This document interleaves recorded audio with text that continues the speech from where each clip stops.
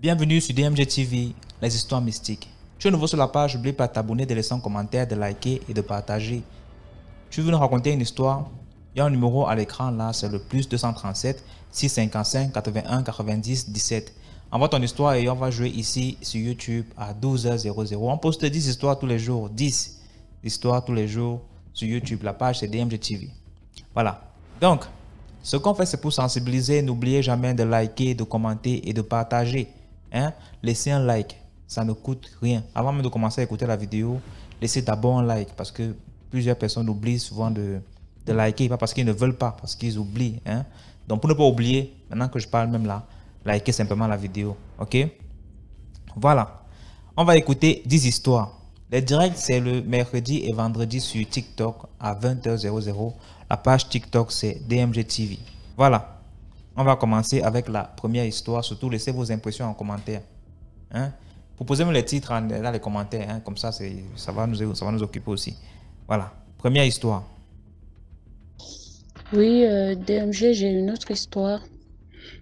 Cette histoire-là, je l'ai vécue. C'est pas une histoire personnelle, mais je l'ai vécue quand même. Et ce qui m'avait touché cette histoire, c'est de voir la méchanceté des êtres humains, de voir comment l'être humain peut être méchant vis-à-vis des siens. Donc, je raconte mon histoire. Donc, ma cousine se faisait traiter chez un tradit praticien. Donc, quand je vais voir ma cousine là où elle se faisait soigner, la maman qui était la femme du traduit praticien c'était qui faisait la voyance et le mari soignait. Elle, donc, ils se complétaient comme ça. Donc, quand j'arrive, elle m'interpelle. Donc, elle me dit, ben, toi, viens, tu es la sœur d'un tel. Je dis oui. Alors, c'est de ta faute si ta sœur se retrouve dans ces problèmes-là. Donc, je ne comprends pas trop bien. Elle m'explique qu'en fait, comme ça faisait un moment que je subissais des attaques dans ma vie et que j'étais juste, je partais toujours à l'église, je cherchais même pas à savoir ce qui se passait, je faisais des rêves, mais vraiment, je prêtais pas attention, à part quand j'avais fait une expérience où mon oncle qui était mort était venu me parler en live. Donc, du coup, c'est comme ça que je suis chez cette femme-là. Donc, elle me raconte un peu, elle me raconte ma vie, elle me fait un scan, comme on dit. Et on finit de parler. Donc, elle me dit, mais ce qu'on va faire, on va aussi te traiter, mais différemment vu que tu es jumelle. Donc, on ne peut pas te traiter comme on traite ta soeur, non ma cousine. On va te traiter différemment. Donc, avant qu'on te traite, il faut vraiment qu'on fasse une autre cérémonie. On demande vraiment au génie si on peut t'atteindre. Donc, il fallait qu'on aille en forêt. On a fait tout le cérémonial, tout autour de ce truc-là. Et ma mère était obligée de venir parce qu'il fallait l'accord de ma mère. Donc, l'accord de ma mère et savoir l'arbre généalogique avant vraiment de me traiter. Donc, on a commencé le traitement et un matin, donc moi, je restais pas souvent là, c'était plutôt ma cousine qui restait qui dormait sur place. Moi, je venais le matin, je faisais mon traitement, j'allais travailler. Le soir, je revenais pour continuer. Donc, je faisais le matin très tôt, j'arrivais le soir. Donc, au troisième jour, au départ, quand j'étais arrivée, je faisais pas attention. Je venais très tôt le matin, les gens dormaient encore. Je faisais vite mon truc, mon bain. Après, je m'habillais, je me changeais, je repartais au boulot. Le soir, je finissais vite, je revenais, donc il faisait une nuit noire. Donc donc un samedi là, je travaillais pas, donc j'étais venue un peu plus tard. Et je suis restée toute la journée avec ma cousine. Et c'est là que j'ai commencé à regarder réellement le temple, comment c'était fait et tout. Et c'est là que j'avais remarqué qu'il y avait beaucoup de malades. Et particulièrement, une malade qui a attiré mon attention. Cette femme-là, quand je l'avais vue sortir, parce qu'elle était assise, assise en train de prendre son bain, elle était très claire de peau, une beauté, mais tellement belle, malgré la maladie. Et à ses côtés, je pensais que c'était sa petite sœur parce qu'elles se ressemblaient. La petite sœur était aussi belle et il y avait un jeune garçon qui était avec eux aussi. Et donc, la fille, en fait, c'était la mère, la fille et le beau-fils. Et c'est la mère qui était malade et la fille l'accompagnait. Elle était aux petits soins de sa mère, qui était comme une grande sœur pour elle. Tellement il y avait un écart, l'écart d'âge était très, très minime.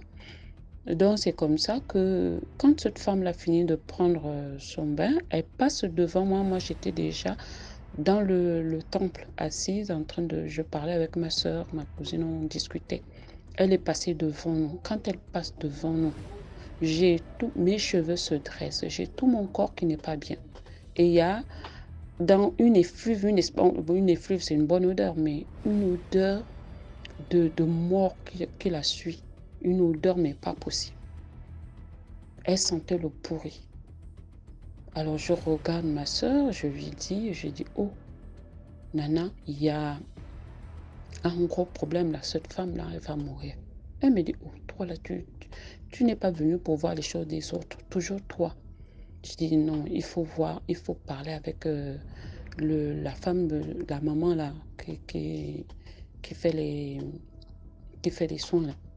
Donc, la maman là, quand elle passe, elle me trouve en train de parler. Elle me dit, elle me regarde dans les yeux, elle me dit, bon, viens d'abord là, je vais voir quelque chose avec toi. Elle me dit, mais pourquoi tu n'as jamais pensé à te faire initier? Je dis, ouais, mais bon, je lui dis, je suis à l'église, je vais à l'église. Elle me dit, mais l'église n'empêche pas de connaître réellement qui tu es. Pense quand même à ça, parce que tu as beaucoup, beaucoup de choses en toi que tout le monde recherche, ce potentiel. Je ne peux pas te mentir que vraiment, si tu viens ici, tu vas vraiment attirer du monde. J'ai dit, moi, je n'ai pas envie de servir qui que ce soit. Moi, c'est Dieu, Jésus, c'est tout. Elle me dit, bon, ça n'engage que toi. Elle me dit, mais si tu peux vraiment t'impliquer par rapport à la guérison de ta soeur, ce serait déjà une bonne chose. J'ai dit, mais moi, je suis déjà impliquée du moment où je viens matin et soir. Elle me dit, c'est bien. Après, j'ai dit à maman, est-ce que je peux te poser la question?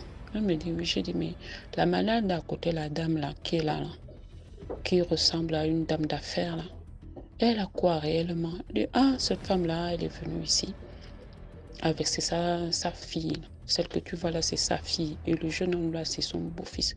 Ils sont venus ici l'amener là parce que elle est malade, elle est tombée malade, on ne sait pas ce qu'elle a. On a fait les soins, on a commencé les soins là, mais on n'arrive pas à savoir réellement ce qu'elle a.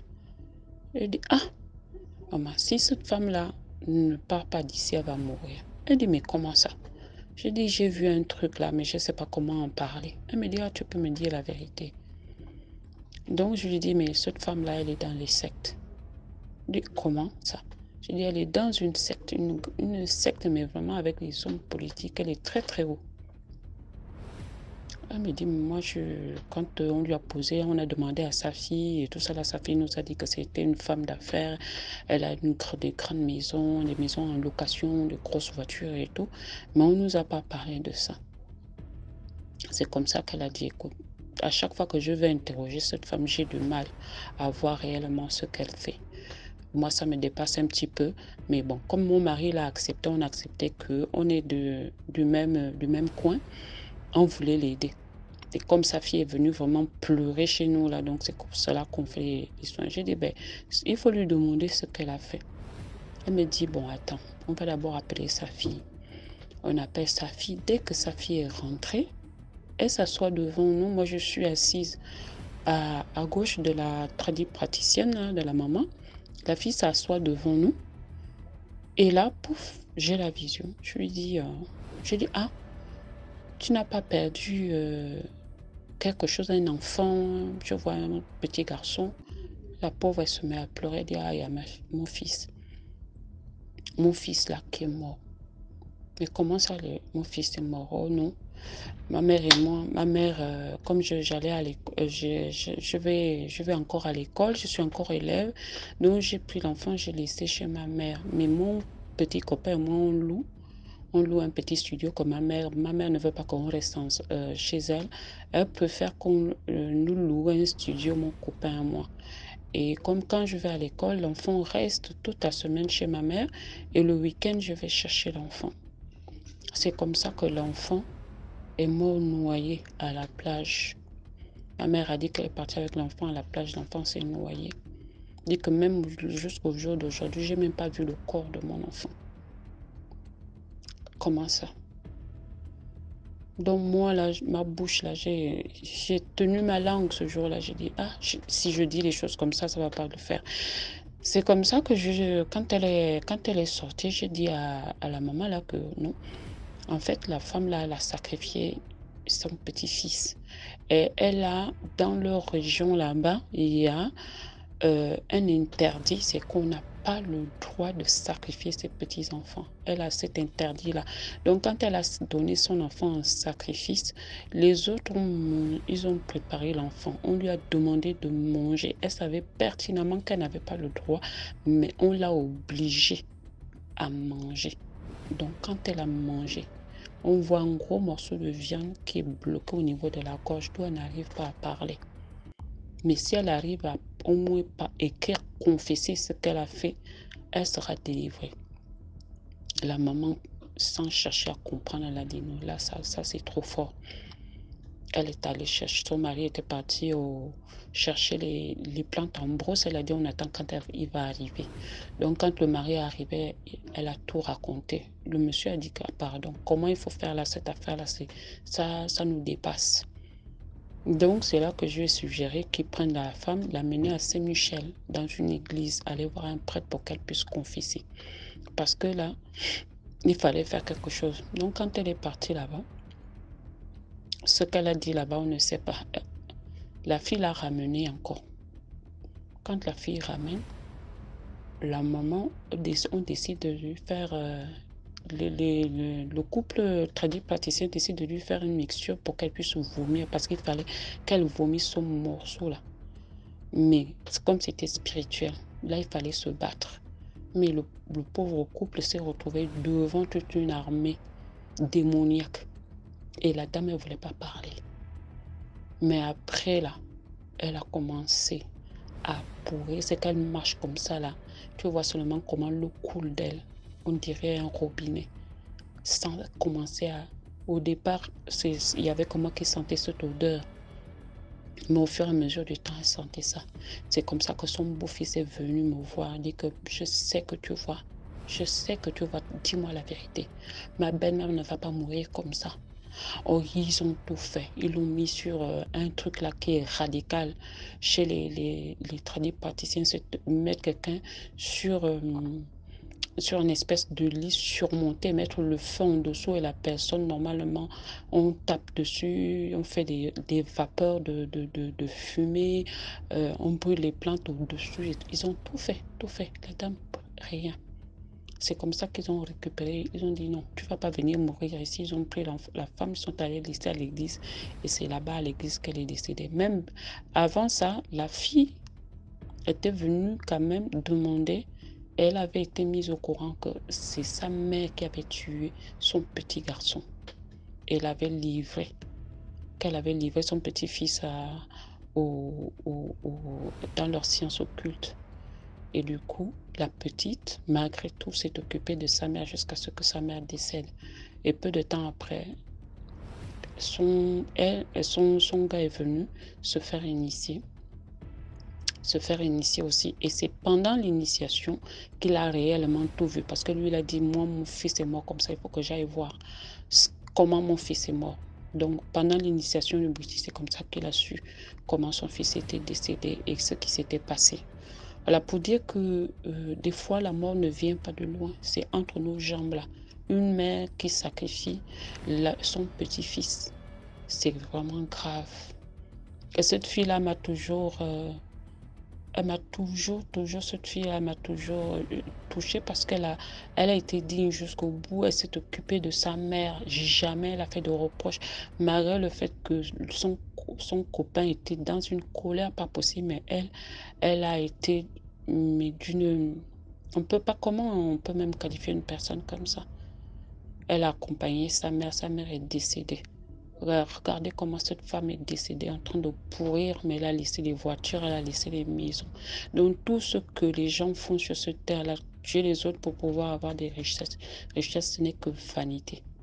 Que Dieu vous bénisse. Merci beaucoup pour cette histoire. Là, on va passer à la deuxième histoire. Deuxième histoire, écoutez s'il vous plaît. Bonjour DMG, bonjour, comment vous allez? J'espère que tout va bien chez vous par la grâce de Dieu.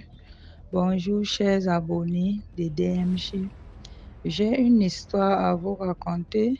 Cette histoire m'est arrivée il y a pratiquement de cela une journée quoi. J'aimerais vous dire, j'étais déjà allongée dans ma chambre aux environs de 9 heures, puisque la veillée de là, je ne trouvais pas le sommeil et tout ça. Bon, vers 9 heures, je commençais à me sentir fatiguée, le corps pesait et tout, comme je suis en congé. Je suis allée m'allonger dans ma chambre.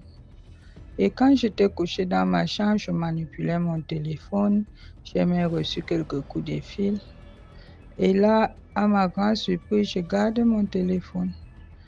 En bas de mon thé d'oreiller, je m'allonge. Un petit sommeil léger veut me prendre. Là, j'ouvre les yeux légèrement, je vois deux petits enfants placés au bout de mon lit. Et quand je veux me lever pour bien les regarder, je n'arrive pas. Je veux me tourner, je n'arrive pas à me tourner. À ma grande surprise, je vois un autre truc placé. Je ne sais pas trop quoi c'est, ça avait la forme d'un bois, mais ce n'est pas un bois comme un bois qu'on a taillé en forme humaine, quoi. Et cela, c'était là placé avec des coris en bois en main, avec des incantations. Je ne comprenais pas ma tête. Et je veux me lever pour lui dire, qu'est-ce que tu fais là? Je n'arrivais pas, j'étais tout fatiguée. C'est comme si on m'épuisait mon énergie. J'avais une douleur atroce au niveau du dos. Et là, du coup, je crie, Seigneur, sauve-moi, Seigneur, sauve-moi. Aucune réaction. Je suis là allongée, toute fatiguée, le corps fait mal, je n'arrive pas à bouger et je ne dors pas. Mon corps me pèse, mon corps est tellement lourd que je n'arrive pas à me lever, quoi. Là, je crie maintenant, Seigneur Jésus, sauve-moi. Je réussis à m'arracher du lit.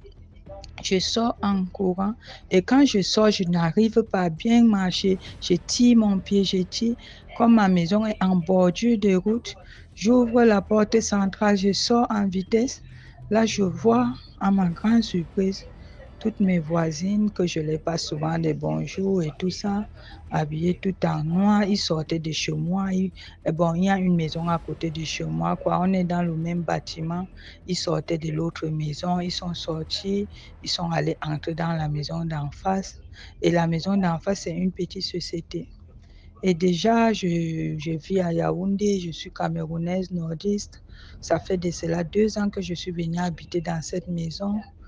Et je vis toujours des trucs étranges, je ne sais pas trop ce qui se passe. Comme je vous parle là, je suis assise dans mon salon et je parle parce que je crois à mon Seigneur Jésus-Christ. Aucune force du mal ne viendrait me toucher. Et de là, déjà, je sors, je me place, je les vois, je freine. Il y a une que je passe même mon temps à blaguer tout le temps avec elle, je lui vois aussi parmi ces groupes de femmes. Je fais demi-tour, je reviens dans ma chambre. J'entre dans la chambre, je me place, je ressors, je me place au salon, j'appelle une de mes copines, je l'explique, elle me dit, est-ce que tu as prié? Je dis pas encore, elle me dit, mets-toi en genoux, tu pries. Je me suis mis en genoux, je me suis mis à prier. Et déjà, quand j'ai fini ma prière, et c'est même pas que ça, avant ça déjà, de temps en temps, quand j'aille me coucher, je ressens la main de quelqu'un qui passe sur mes pieds jusqu'à ça s'arrête au niveau de mes genoux. Parfois, ça monte jusqu'à ma cuisse, ça s'arrête nettement, d'où mon pyjama s'arrête, puisque je dors avec un pyjama, une culotte quoi. Déjà, je ne comprenais pas ce qui n'allait pas. Et depuis que je suis dans cette maison, je vis tellement de trucs mystérieux que moi, je n'ai jamais trouvé la réponse et ce qui ne va pas. Donc, je ne comprends rien. Je suis arrivée ici, ça fait des années que je vis ensemble avec mon petit frère. Il a fréquenté avec moi et tout. Nous sommes arrivés ici. Nous sommes comme deux jumeaux, quoi. Les gens disent même que nous sommes des jumeaux. On était tellement liés. Mais un temps, ça arrivait à un point que moi et mon frère, déjà, on ne s'adresse plus la parole. Il n'entre plus presque dans le salon, comme sa maison à l'extérieur, il reste dans sa maison. Donc, il ne me jette plus, on ne se parle plus. Il a pris ses distances. Je ne sais pas trop ce qui ne va pas dans cette maison. La maison est tellement grande, un appartement de 3 chambres, salon, plus un studio à l'extérieur que je paye à 75 000. Je ne sais pas trop ce qui ne va pas.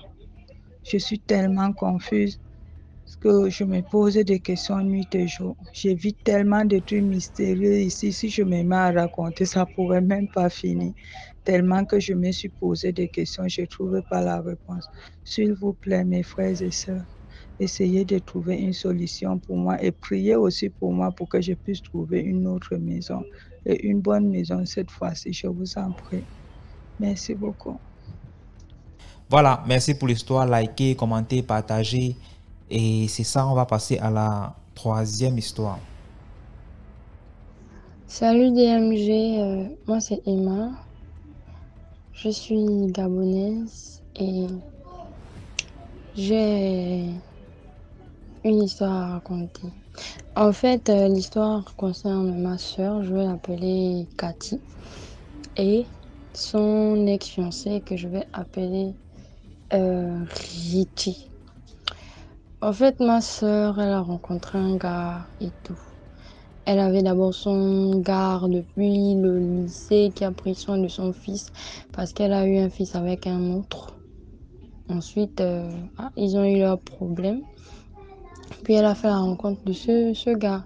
Le problème, c'est que le gars était moins âgé qu'elle et que elle... Mais elle aimait quand même le gars. Mais le gars était moins âgé qu'elle et que ça posait problème. Et le gars aussi n'avait pas assez de moyens pour le mettre à l'aise parce que c'était une femme qui aimait vraiment qui avait les goûts de luxe. Mais le gars l'aimait vraiment. Il a fait des années avec qui ils étaient en relation ensemble et tout. Même pendant qu'elle a rencontré son gars Richie en question, elle était toujours en relation avec le gars. C'est comme ça qu'un jour, elle m'avait demandé que, est-ce que tu peux me dire entre Richie et... Oh bon, l'autre, on va l'appeler Lucas. Entre Richie et Lucas, qui préfères-tu? Selon moi, je dis je préfère Lucas parce que Lucas a fait des années avec toi et il t'a approuvé qu'il t'aimait malgré toutes ces années, malgré le fait qu'il savait que tu avais d'autres relations. Il était là. Il a tout fait pour ton fils. Son fils, on va l'appeler... Son fils, on va l'appeler comment? On va l'appeler Maël. Son fils, on va l'appeler Maël. Donc, c'est comme ça que comme ça, elle a préféré abandonner Lucas pour garder Richie. Richie, c'était un gars qui avait aussi les goûts de luxe comme lui, qui se comportait aussi un peu comme un blanc, mais qui n'était pas un blanc. Il aimait jouer, il avait trop l'orgueil et tout et tout. Mais le problème, c'est quoi? Le problème va se poser à propos de Richie. Richie est dans les pratiques bizarres. Au début, ma soeur se disait qu'il était juste initié. Même là, quand tu es initié, tu es déjà dans les choses mystiques qui ne sont pas en accord avec ce que la Bible dit, qui n'est pas en accord avec Dieu. Donc, malgré ça, la bonne dame, elle a préféré le gars, elle a préféré Richie parce que Richie avait les dos. Donc, c'est comme ça que la première fois, elle avait remarqué des choses bizarres. Richie ne dormait jamais. Il ne dormait jamais dans la même chambre qu'elle. Lui dormait au salon, elle dormait dans la chambre. Un jour, elle a remarqué ça, elle a dit, mais pourquoi tu ne dors jamais avec moi sur le lit? Toi, la seule fois où tu es dans la chambre avec moi sur le lit, c'est quand on fait des rapports. Mais pourquoi tu ne viens pas dormir avec moi? C'est comme ça qu'il dit à ma soeur que non. À ma soeur Katia que non. Moi, ma femme m'interdit de dormir avec toi. C'est comme ça qu'il dit, mais ta femme, c'est qui? Et l'ago qui lui avait initié dans ces choses-là, c'était son ex. Et il était toujours en relation avec son ex. Donc, je ne sais pas si sa femme dans le monde spirituel, c'est son ex ou quoi, mais c'est un peu ça. C'est comme ça que il disait, oh non, je peux pas, c'est elle qui me donne l'argent et tout et tout. Ah, ma soeur, au lieu des tickets que, ma soeur, au lieu des tickets que, oh, voilà, il est bizarre, vaut mieux j'enlève mon corps dans les débuts. Elle est restée là. Le gars, quand elle est même partie en Turquie, elle faisait ses voyages. Le gars l'a trompée à beau lui dire, lui l'avertir même. Ma mère et moi, on n'était que fatigués. C'est comme ça que ça a empiré comment quand on a encore déménagé pour aller maintenant dans un quartier un peu... Voilà quoi. C'est comme ça que la go, c'est là où elle voit les choses. Elle savait. En fait, le problème, c'est qu'elle savait qu'il était dans les choses louches. Mais c'est elle qui insistait encore dans les choses.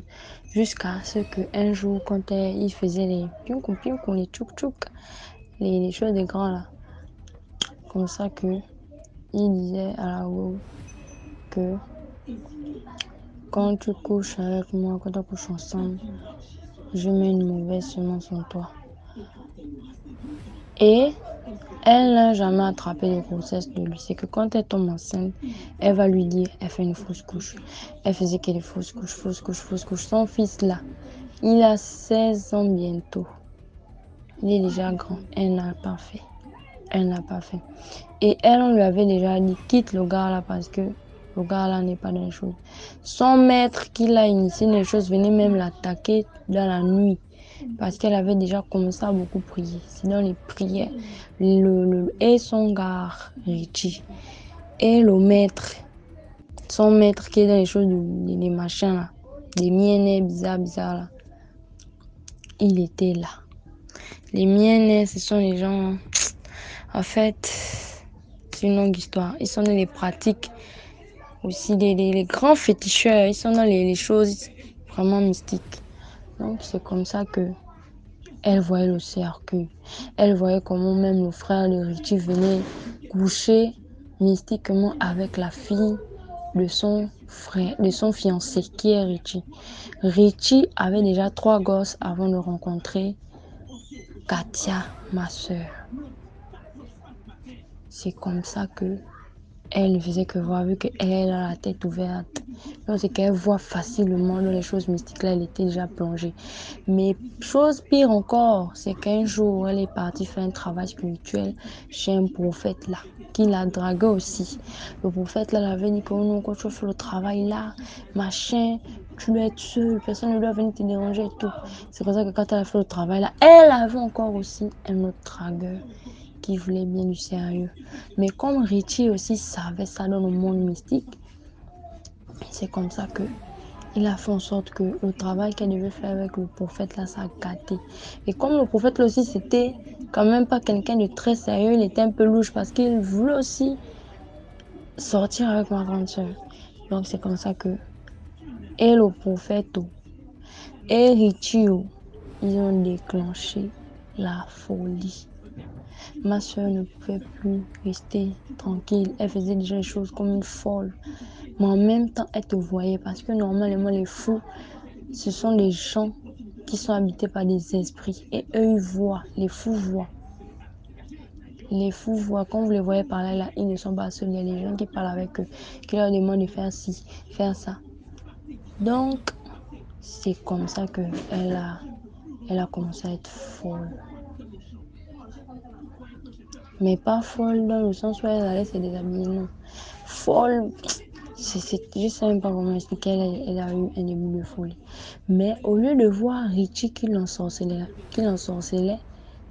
et voir aussi le prophète qui lui a fait les choses là, elle voyait le gars qui voulait du sérieux avec elle. Il avait même déjà quitté sa femme parce que sa femme aussi couchait avec un pasteur. Oh, Seigneur.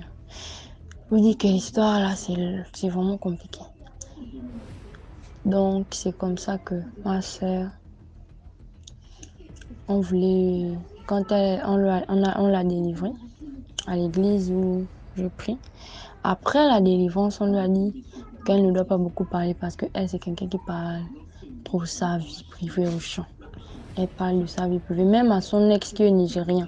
Parce qu'elle a aussi un ex qui est nigérien, là, à qui elle parlait de tous ses problèmes de couple. Et comme lui aussi voulait revenir avec elle, il a sûrement aussi fait les choses parce qu'il demandait aussi de venir dans son église et tout et tout et tout. Donc, quand on l'a réparé là, elle avait d'abord dit qu'elle ne voulait plus être avec Richie parce que, excusez-moi, parce qu'elle avait découvert que c'est Richie qui faisait ça, mais elle a découvert ça trop tard parce qu'elle a même humilié le gars qui était sérieux avec elle, jusqu'à dire que c'est lui qui était sorti, or que c'est Richie qui s'est caché derrière ça, il prenait les visages des gens. Maintenant, après ça, au lieu de se calmer ou bien de quitter, elle est repartie avec le gars. En repartant avec le gars, elle fréquentait l'église où on l'a délivrée et elle est restée maintenant là-bas. C'est comme ça que la bonne dame, elle retourne encore avec le gars. Tandis qu'elle sait, elle est retournée en se disant que non, si elle prie, elle évangélise, il va changer. Non. Le gars, un jour, on est tenté de prier au salon. Il sort, il se met en calcif, il nous regarde prier. Un autre jour, il vient en rêve, genre me menacer. Je l'avais dit, ce n'est pas ce que tu fais avec moi là, ce n'est pas ce que tu fais avec ma soeur. Je l'avais menacé dans le rêve. Il était parti. Un jour, il allait se plaindre. Ta soeur me dérange dans les prières. C'est ça, ta soeur me dérange avec mes prières. Je vous ai dit qu'arrêtez de prier ici. Moi, je n'aime pas l'église. Nanani, nanana. Voilà. Moi, je sais que je veux partir en enfer. Arrêtez ça. Lago, elle avait repris. Elle ne faisait qu'insister. Moi, je faisais que lui que laisse Richie, laisse Richie, laisse Richie. Elle ne voulait pas. Elle ne voulait pas laisser Richie. Donc, c'est comme ça que le gars, il avait d'abord offert un foulard. Mais en fait, c'est même pas lui qui avait offert un foulard. C'était une femme qui avait offert le foulard. Une des collègues de Richie qui connaissait bien Cathy, qui avait offert le foulard à Cathy en question, qui est ma soeur. Maintenant, au lieu de donner le foulard le même jour, Richie a donné le foulard une semaine après. Donc, une semaine là, il est en train de féticher sur ça pour qu'elle ne puisse plus voir, qu'elle ne prie plus bien et tout. Mais, Dieu merci, à chaque fois qu'il lui donnait un cadeau, elle allait mener à l'église avec. On lui disait, il avait incanté dessus. Même les parfums, il faisait tout pour la nuit, mais rien. Jusqu'à ce qu'un jour, ils sont même allés jusqu'au fiançailles, parce que l'étape là, ils n'étaient pas fiancés, ils sont même allés jusqu'au fiançailles. Jusqu'à ce qu'un jour, elle a dit niet, parce qu'il avait abusé. Il venait maintenant genre avec son maître là pour mettre les cercueils, pour la combattre nuit et jour. Là où je vous parle là, ma soeur, elle avait maigri. Il avait fait en sorte que toutes les finances soient bloquées, que l'argent, les millions qu'elle devait avoir, parce qu'elle faisait des prêts par intérêt et puis elle fait le commerce en ligne. Tout ne marchait plus jusqu'à ce qu'elle se sépare de lui. Là, ça va. Et Dieu merci, avec les prières, c'est un peu ça. Donc, la morale de l'histoire, c'est juste pour dire que même si tu es amoureuse, il y a des signes qui ne trompent pas. Vaut mieux sauver sa peau dès le départ au lieu de vouloir s'embourber dans les situations qu'on ne pourra pas supporter après. Si l'église là était une fausse église, on devait même récupérer son étoile. Parce que son étoile là, vraiment, je sais pas. Beaucoup de gens veulent travailler avec. Jusqu'à même un homme qui était mystique, un ganga, qui disait oh non, on peut t'initier comme ça, tu peux aussi faire des choses d'un ganga et tout. Elle a dit non. Donc c'est juste un peu ça, quoi, qu'il ne faut pas faire confiance aux gens. Vraiment, le monde là, c'est dangereux. C'est très, très dangereux. En tout cas, je vais encore raconter notre histoire plus tard. Bisous. Merci beaucoup pour l'histoire. Là, on va passer à la 4e histoire. Merci beaucoup. 4e histoire. Bonsoir DMG. Je suis ivoirienne, je m'appelle Fanta. Je vois tout ce que vous faites. Je suis beaucoup les émissions. Donc, là, je vous appelle. C'est pour vous dire vraiment que j'ai une histoire à vous raconter. Une histoire vraie que moi-même j'ai vécue. Une histoire vraie que j'ai vécue en novembre 2022, là. En novembre qui vient de passer, là. Je suis ivoirienne, je vis en France. Et je je suis partie en vacances en Côte d'Ivoire. Chaque année, quand je vais en vacances en Côte d'Ivoire, je vais sur la tombe de ma mère. Pour les Ivoiriens qui vont écouter l'histoire, à Abidjan, on a un cimetière qu'on appelle Williamsville. Williamsville, il y a deux côtés, il y a à côté des musulmans et à côté des chrétiens. Là-bas, j'ai deux parents qui sont inhumés là-bas. Ma mère est là-bas et j'ai une de mes grandes soeurs qui est là-bas. Donc, à chaque fois quand je vais au pays, je vais là-bas. Je vais m'incliner sur les tombes. En tout cas, c'est des moments difficiles. Vous-même, vous savez que quand on le fait là, c'est pas facile la journée. Donc, le jour-là, on s'en va. J'étais avec ma soeur et un de mes neveux. On a donné le nom de mon père. Et je ne vais pas dire son nom ici. Il nous a accompagnés. On arrive au cimetière d'abord. Chose bizarre d'abord, on arrive au cimetière. On voit les petits enfants comme ça. Enfin, comme les gens habitent à côté du cimetière, on voit les petits enfants comme ça, avec la hache, les petits machettes. Il y a des mais ils font quoi ici? On dit non, ce sont des enfants qui se promènent sur les tombes pour enlever les petits herbes. Donc, quand vous les voyez comme ça, vous leur donnez un peu de pièces, tout ça. Ok, on leur a donné les pièces et on a continué. On allait sur la tombe de ma maman, ça s'est bien passé tout et tout. Maintenant, quand on finit, il faut aller de l'autre côté. Avant d'aller de l'autre côté, on aperçoit un gars bizarre. Et le gars, il arrive avec une force comme ça. Moi, j'étais au milieu, mon neveu est derrière et ma soeur, elle est devant. Un coup, moi, j'avais la tête baissée. Un coup, je soulève la tête, je vois le gars qui fonce. Et ma grande soeur dit, mon enfant, attention, attention. Le gars, il vient, il passe à côté de moi. Voum! Il dit, hey, ça c'est quoi ça? Dans un cimetière comme ça c'est quoi ça? On dirait un fou. Il n'avait pas de chaussures même aux pieds, mais on dirait un fou.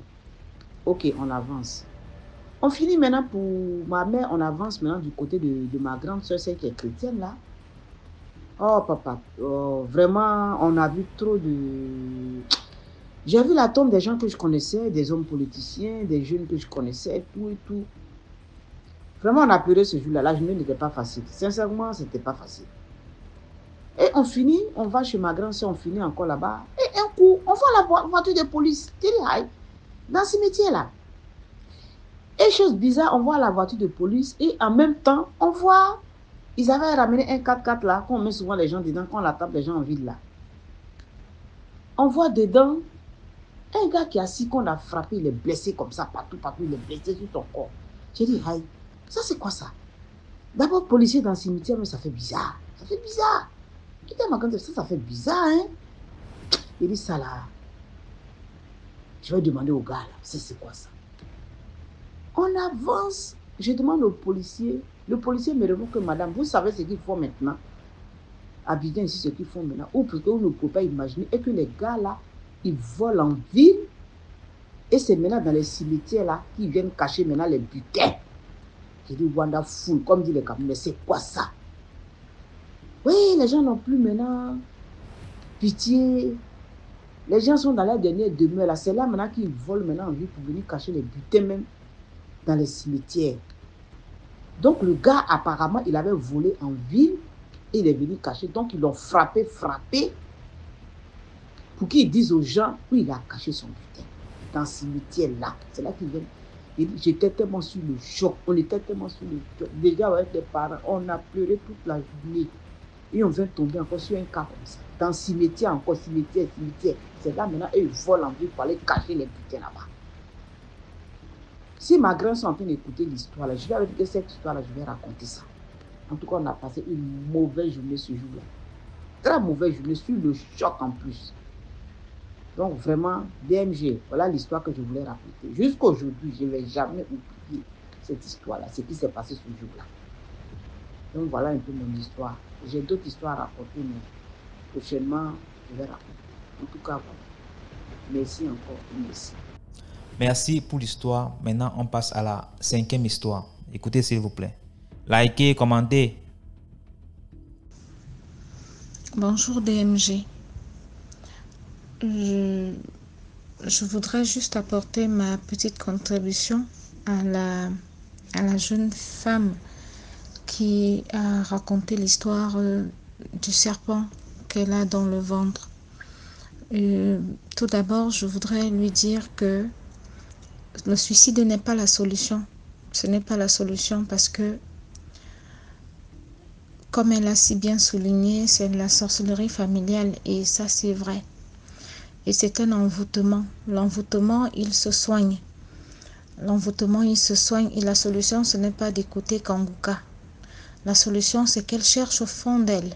Toute personne qui aspire à croire en Dieu, qui a la foi, peut trouver en elle la guérison. Alors, je vais, parce que je ne voulais pas être longue, je voulais partir juste dans les faits, mais je ne peux pas. Il faut d'abord que je vous dise pourquoi je sais que son histoire est vraie et que ce phénomène-là existe malheureusement dans nos familles africaines. Je suis camerounaise, je vis à Douala. Bien évidemment, tu as compris pourquoi est-ce que j'ai hésité sur Douala. J'ai hésité sur Douala, mais bon, on va prendre ça comme ça. Je parle doucement parce que habituellement, je parle pas comme ça. J'essaie juste de temporiser mon accent pour que les gens ne mettent pas un visage sur ma voix, parce que beaucoup de gens connaissent ma voix parce que j'ai fait radio et télé. Donc du coup, cette jeune fille-là, c'est pas le suicide qui va l'aider, ce n'est pas Kanguka qui va l'aider, c'est l'esprit en elle. Il faut qu'elle cherche Dieu à l'intérieur d'elle. Alors, moi, quand j'étais plus jeune, j'ai habité seule en classe de 3e, j'étais seule, j'ai eu l'émancipation précoce. Donc du coup, un après-midi, j'étais rentrée des cours, j'étais couchée. Habituellement, je ne dors pas sur le dos. Mais elle a parlé qu'elle était couchée sur le ventre et tout. J'ai pensé parce que j'étais couchée dans la même position. Et je me suis rappelée. Et là, je dis, voilà, il faut que je dise quelque chose. J'étais couchée sur le dos et j'ai vu un serpent. C'est la première fois de toute ma vie que je vais raconter cette histoire à quelqu'un, même à ma famille, même à ma mère. Ma mère est morte. Je ne lui ai jamais raconté ça. Un serpent est entré sous la porte et il est monté jusque sur mon lit et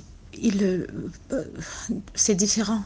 Lui, c'est devenu 2 serpents. Donc un est entré dans mon pied gauche, l'autre dans le pied droit. Donc il est entré tout le long de mon corps. Je dis bien tout le long de mon corps. J'ai bien évidemment senti quelque chose. Et comme dans son cas aussi, j'étais mi-éveillée, mi-endormie. Donc, moi je me lève, hein, j'étais tête en l'air. Ça ne m'a pas dérangée, mais j'avais remarqué que j'avais des comportements un peu bizarres. Mais avant ma naissance, il y a eu des réunions de sorcellerie parce que ma mère m'a donné le nom de sa grande sœur qui était réputée grande sorcière du village. Et elle a dit pendant cette réunion, je te parle là d'une réunion qui s'est passée avant ma naissance, où ma tante a dit elle ne voudrait pas que je porte son nom parce que la lumière et l'obscurité ne vont pas ensemble.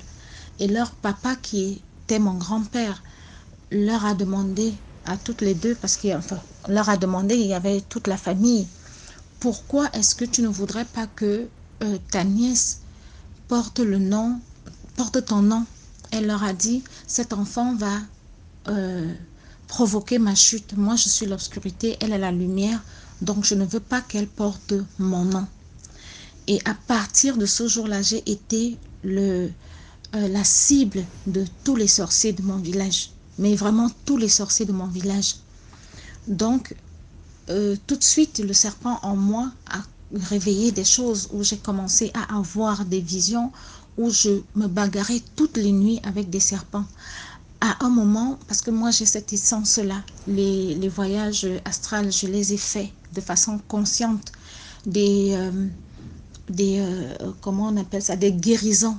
Je les ai faites. Des prières quand je commence à jeûner, parce que moi je ne fais que les jeûnes Esther.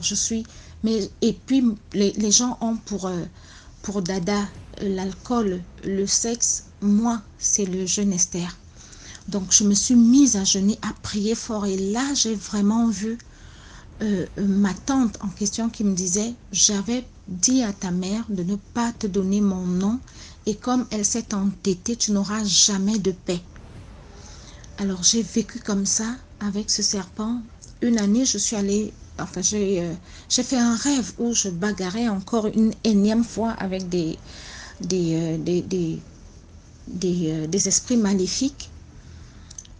Et il y a un qui m'a propulsé vers le plafond. J'ai frappé le côté droit contre le plafond et je suis retombée sur le lit. Au matin, quand je me réveille, je n'arrive plus à bouger. Je n'arrive plus à bouger. Vraiment, ça ne va pas. On va même m'emmener chez un prêtre exorciste qui va faire un exorcisme sur moi. Mais je vais dire à mon frère: non, je ne peux pas, je ne veux pas, parce que j'ai très mal. Parce que quand je bougeais le côté droit, je sentais vraiment comme si j'avais des côtes cassées. Et je suis droitière, donc j'ai commencé à apprendre à écrire à la main gauche et tout. Il m'a donc emmené à l'hôpital. On a interrompu la séance d'exorcisme. Il m'a emmené à l'hôpital et là-bas on m'a fait quelques injections. Je suis rentrée à la maison, ça allait mieux. Mais pendant que j'avais ces souffrances-là, il y a une voisine qui m'a dit: parle à ma grande sœur parce que elle s'y connaît un peu dans le spirituel. Et là, je suis allée parler à sa sœur qui me dit: mais tu as l'Esprit Saint en toi. Ça, c'est ce qu'elle dit. Elle dit: si j'ai l'esprit que tu as, je ne vais pas m'en faire des sorciers. Je n'aurai même pas peur des sorciers parce que je peux, l'Esprit Saint peut tout. Moi, je n'ai pas pris ça en considération. Elle m'a dit, enfin, moi, je n'ai pas cru.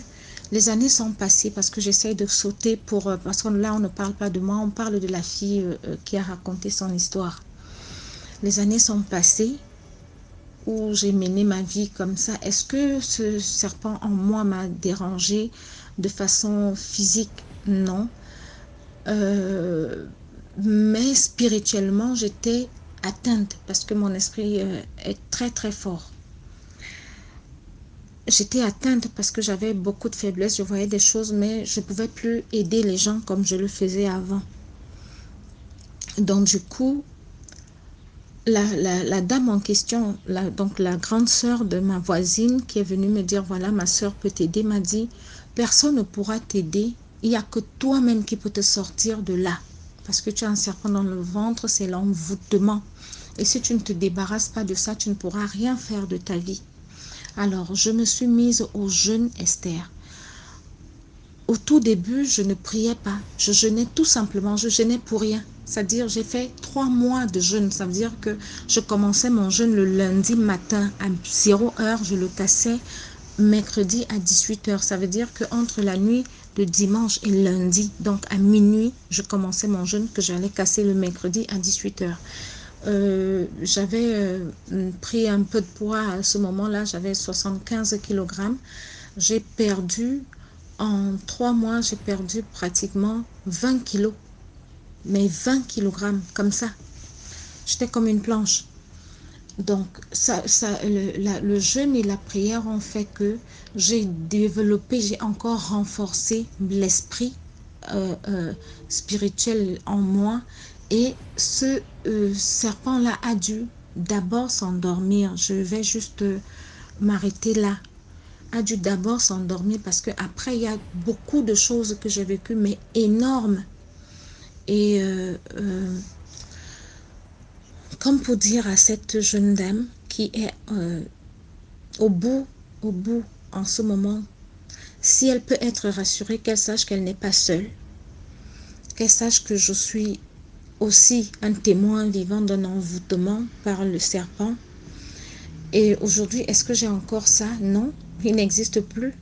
De par mon acharnement, de par la spiritualité, de par la prière, je ne suis allée chez personne parce qu'il y a quelqu'un qui a essayé de m'enlever ça et qui est décédé. La tante dont j'ai fait allusion tantôt est décédée il y a un mois et demi. Je ne suis pas partie à son enterrement, j'ai juste envoyé de l'argent. Et voilà, on a fait le deuil, je ne l'ai pas vue. Ça faisait des années, je ne l'avais pas vue et je ne l'ai pas vue non plus quand elle est partie pour le repos éternel.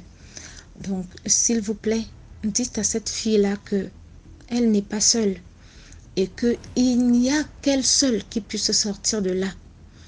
Et comme on dit, si sa maman est encore en vie, il faut qu'elle parle avec sa mère. Il faut que sa maman lui raconte l'histoire de sa naissance. Il y a quelqu'un dans la famille, quelqu'un de proche qui en sait beaucoup trop, qui a fait ça. Parce que je connais l'impact que cette histoire-là peut avoir dans la vie. Ça te gâche la vie, ça te ruine la vie. Tu ne peux rien faire. C'est mari de nuit à répétition. Ça te suit au fil des ans. Le mariage, tu ne peux pas voir. Enfanter même, c'est quasi impossible. Donc, vraiment, à cette jeune femme, je ne vais pas être longue parce que c'était juste pour elle que je monte aujourd'hui à raconter cette histoire, à poser aussi mon empreinte dans tes nombreuses histoires. Donc, voilà, ma petite contribution. C'est vrai que je peux m'étaler encore plus, mais si elle veut, tu vas lui passer mon numéro de téléphone et comme ça, je vais pouvoir l'aider. Je ne sais pas comment, mais comme on dit, l'Esprit de Dieu, il est omniprésent, omniscient, il est partout. Ça veut dire que même si elle est à Libreville et que quelqu'un est à l'autre bout du monde, la personne peut l'aider. Donc, qu'elle soit courageuse, mais alors très courageuse. Ce n'est pas la fin du monde, ce n'est pas une fatalité. Elle n'a pas cherché à avoir ce qu'elle a eu. C'est comme une maladie, c'est une maladie comme une autre. Moi, je considère ça comme ça. Donc, qu'elle ait foi en Dieu, surtout que le suicide est interdit. Si elle prie comme elle l'a mentionné, il lui est interdit de choisir de quelle façon est-ce qu'elle va quitter la terre, qu'elle laisse Dieu se charger de sa naissance comme il l'a fait et de sa mort aussi. Alors voilà, je vais te souhaiter une bonne journée en souhaitant aussi une bonne journée à toute la famille DMG. Je vais te dire, mais vraiment, félicitations d'avoir pensé à ça parce que l'Afritude a beaucoup de réalités que nous voulons ignorer parce que le mimétisme, parce que les Blancs, mais il ne faut pas qu'on se détache de notre culture parce que c'est en nous, quoi. C'est en nous. Donc voilà. Courage, ma petite. J'ai pas écouté la première partie. J'ai juste pris aussi celle-là après avoir fait beaucoup de recherches. Mais sache que tu n'es pas seul. Ton phénomène n'est pas rare. Il y a des gens qui vivent ça. Mais est-ce que c'est commun? Non, ce n'est pas commun. Mais sache qu'il y a des gens qui ont vécu ce que tu vis en ce moment et qui ont vaincu cela. Rien n'est impossible à Dieu, mais alors rien n'est impossible à Dieu. Tu es une créature de Dieu. Tu es son instrument. Et au travers de toi, il peut agir et tu vas pouvoir rendre témoignage. Et le moral fort, moi, c'est ça qui me conduit jusqu'à ce jour. Parce que si on m'a même tué sur papier, parce que comment quelqu'un vit alors que tu as un acte de décès quelque part, bref, c'est pas là le sujet aujourd'hui. Donc, courage. J'invite les gens, tout le monde, à liker, à commenter, à faire grandir ce beau concept qu'est celui de DMG TV parce que ça nous met en garde de beaucoup de choses et ça nous fait aussi prendre conscience de certaines réalités. Merci pour l'histoire. Là, on va passer à la 6e histoire, autant pour moi. Bonsoir DMG et bonsoir encore à toute ta communauté. Aujourd'hui, je reviens encore avec une histoire d'un homme qu'on a traité chez mon oncle, qui est maître spirituel. Ça fait de cela, je pense, 10 ans aujourd'hui. Alors cet homme, en fait, il a souffert depuis son enfance. Bon, quand je dis son enfance, son adolescence, quoi. Il a souffert d'une maladie répétitive. Sa maman l'a amené à l'hôpital, l'a amené chez les tradipraticiens, l'a amené chez les marabouts, mais sans résultat au fil des années. Vous savez, c'est toujours les mamans qui ont ce cœur-là de s'occuper vraiment de l'enfant, se soucier pour sa maladie, essayer de faire vraiment l'impossible, quoi. Donc, sa maman a marché avec lui vraiment partout pour essayer de régler ce problème parce que c'était vraiment grave. Et où il marchait, à l'hôpital déjà, on le traitait juste simplement comme ça. Ça se calme un moment, après ça recommence. Quand elle a commencé à partir les tradipraticiens et les marabouts, on calme un moment également, ça peut faire peut-être 5 ans ou 2 ans. Après, la maladie revient de plus belle. Elle était partie donc chez un marabout une fois, et ce marabout lui a dit, la personne qui est à l'origine, qui fait tout ça à ton enfant, c'est son père, donc c'est votre mari. Tout le monde est dépassé que mais. Mon mari, c'est mon mari qui fait ça à son enfant. Le marabout dit oui, parce que les esprits me montrent. C'est ton marabout, c'est ton mari en fait, donc pour moi, qui fait tous ces problèmes dans la famille, même votre fille, parce qu'il y avait également sa sœur qui n'arrivait pas à évoluer. Tout ce qu'elle faisait était bloqué. Même votre fille, votre autre fille là, que tout est bloqué, c'est votre mari qui fait tout ça.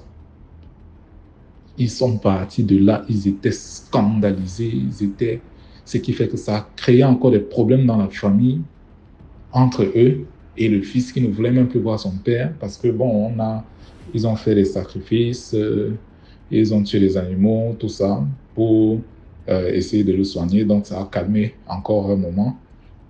Mais ils ont eu des problèmes avec leur père, et la fille, et le gars, et même la maman, elle a eu des problèmes avec son mari. Elle est même quittée de la maison. Parce qu'elle ne pouvait pas concevoir que comment un père peut faire ça à ses enfants. Alors, cette dernière fois qu'il a été traité et que la maladie s'est atténuée un peu, elle est revenue encore après quelques années. Et cette fois-ci, elle est venue plus sérieusement. Ils se sont dit, ah, voilà encore, cet homme-là a recommencé, il veut finir avec son enfant. Il a décidé de finir avec son enfant. Mais la maman, vraiment, ayant fait tous les marabouts qu'elle connaissait, elle a dit cette fois-ci vraiment, même si on va dire que c'est mon mari, il faut que j'aille à l'hôpital avec mon enfant. C'est comme ça qu'ils partent à l'hôpital. On fait des examens et tout. On commence à le mettre sous traitement à l'hôpital, il est hospitalisé. Ça commence à aller un peu. Mais au bout de peut-être 2 jours, en 2 jours là, il a tellement chuté à l'hôpital qu'il a failli mourir. Mais la copine de sa maman lui a dit, voilà, je connais un maître spirituel qui peut bien traiter votre enfant. Elle a dit non, elle est fatiguée de ces gens, ils prennent énormément d'argent et la maladie revient toujours. Elle lui a dit non, je vous assure, lui, il est différent. C'est comme ça qu'on l'amène donc chez mon oncle pour le traiter. Mon oncle donc le reçoit, il essaie d'abord de le calmer parce qu'il souffrait, il était vraiment mal. Et s'il faisait encore un jour à l'hôpital, il mourrait, sincèrement. C'est comme ça que elle vient chez mon oncle prend connaissance de l'histoire, elle raconte tout, quand ça a commencé, les gens qu'elle a déjà eu à visiter, les hôpitaux, les tradipraticiens, les marabouts, tout ça. Elle raconte et elle dit même le dernier marabout qui avait dit que c'était son mari. C'est comme ça que mon oncle commence à travailler, il travaille pendant plusieurs jours. Il a appelé sa maman, il lui a dit, tu sais, il faut faire très attention à ce qu'on dit aux enfants. Dans la colère ou dans la non-lucidité, il faut faire très attention à ce qu'on dit aux enfants. Parce que votre mari n'est pas réellement l'auteur de cette maladie que souffre votre enfant. ni de ce que souffre votre fille. Il n'est pas réellement l'auteur, c'est-à-dire, ce n'est pas comme s'il est parti quelque part, il n'est pas sorcier, il n'a pas, son ventre n'est pas gâté.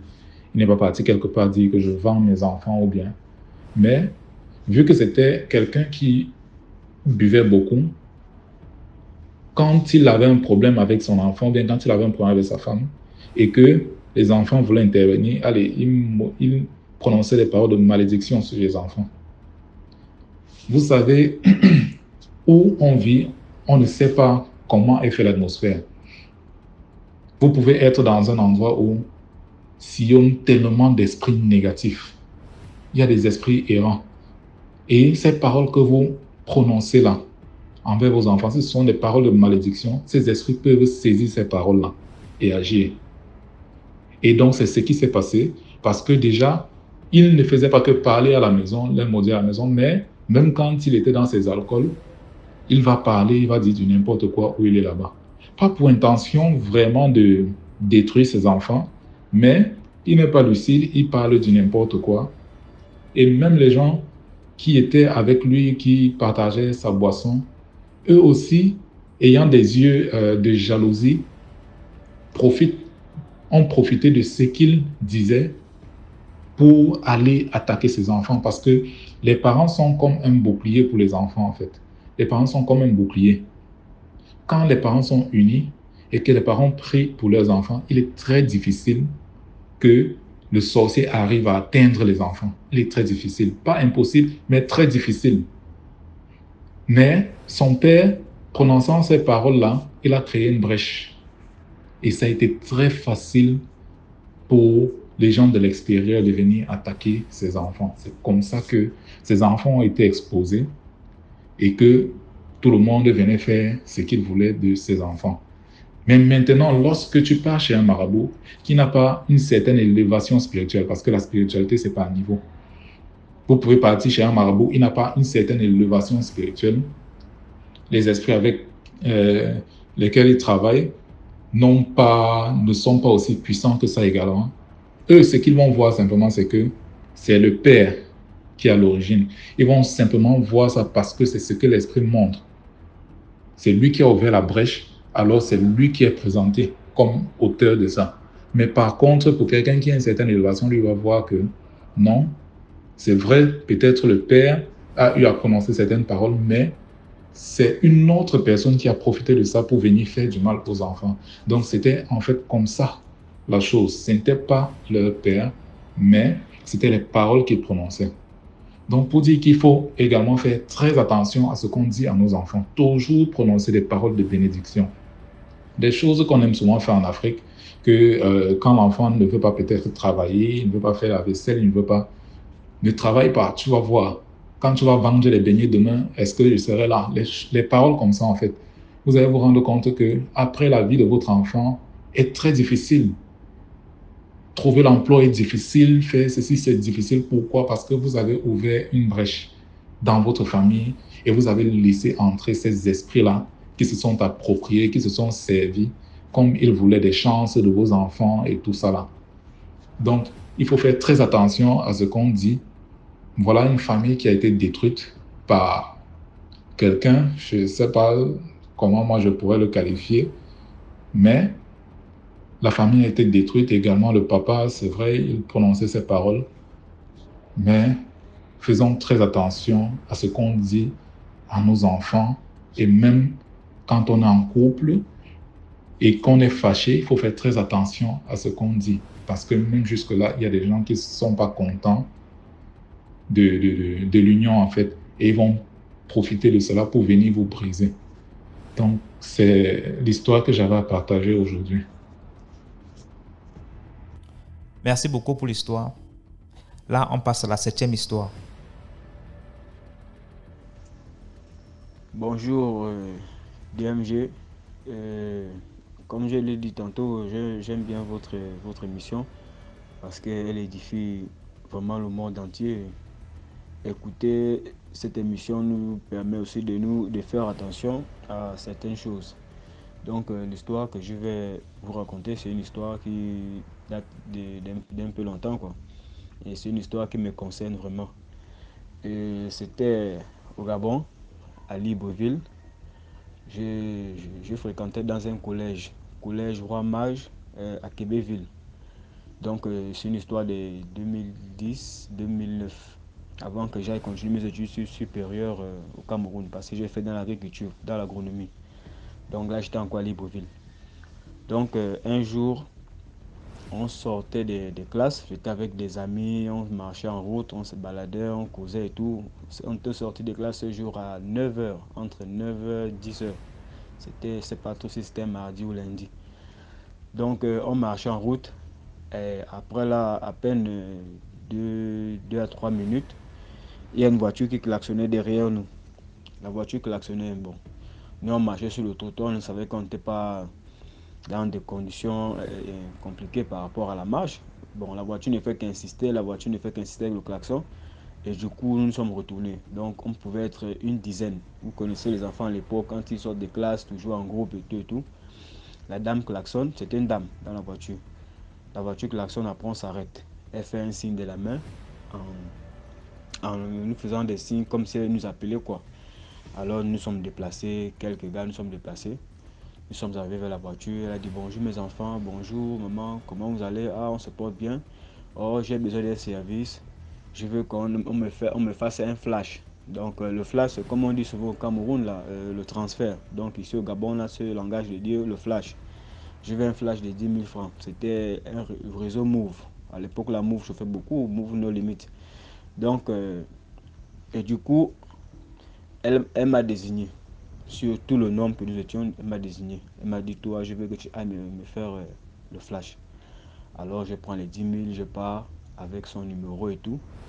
J'arrive à la boutique, je fais le flash. Mais dans un premier temps, j'ai une idée de vouloir fuir avec son argent. Il dit, ah, fuir même avec l'argent, mes amis sont là-bas en train de m'attendre et tout. Je peux avoir des problèmes après. Donc, du coup, j'ai fait son flash, je suis revenu, machin. Il dit, ah, maman, j'ai fait le flash. Et je sais pas si ça arrive. Elle dit, non, j'ai reçu le message, merci beaucoup, mon fils. Alors, quand je me retourne pour partir, elle m'interpelle, elle me dit, non, mon fils, viens. Dis-moi, tu fais quelle classe? Il dit, ah, bon, à l'époque, là, je faisais 6e. Hein. C'est vrai que j'ai un gaillard, mais j'avais déjà trop de retard aussi. Je devais faire 6e, je pense, 6e ou 5e. Alors, il me dit, non, tu es un beau garçon, je t'ai apprécié vraiment dans le groupe. Je ne sais pas si tu as un téléphone que je pourrais souvent te joindre, t'appeler, parce qu'il va falloir qu'on cause beaucoup de choses. Il dit, ah, maman, je n'ai pas de téléphone. Et déjà, même dans notre école, même aussi, les téléphones sont interdits. Elle me dit, non, il n'y a pas de problème, on va gérer. Je lui dis, ok. Elle a pris 10 000, elle m'a remis. Elle m'a dit, non, demain, tu seras à l'école. J'ai dit, oui, je serai à l'école, mais je vais peut-être sortir à 13h, entre 13h et 14h. Elle m'a dit, il n'y a pas de problème, peu importe. Mais je serai là déjà très tôt. Avant midi, je serai déjà garé devant votre école. Il dit, ok, j'ai compris.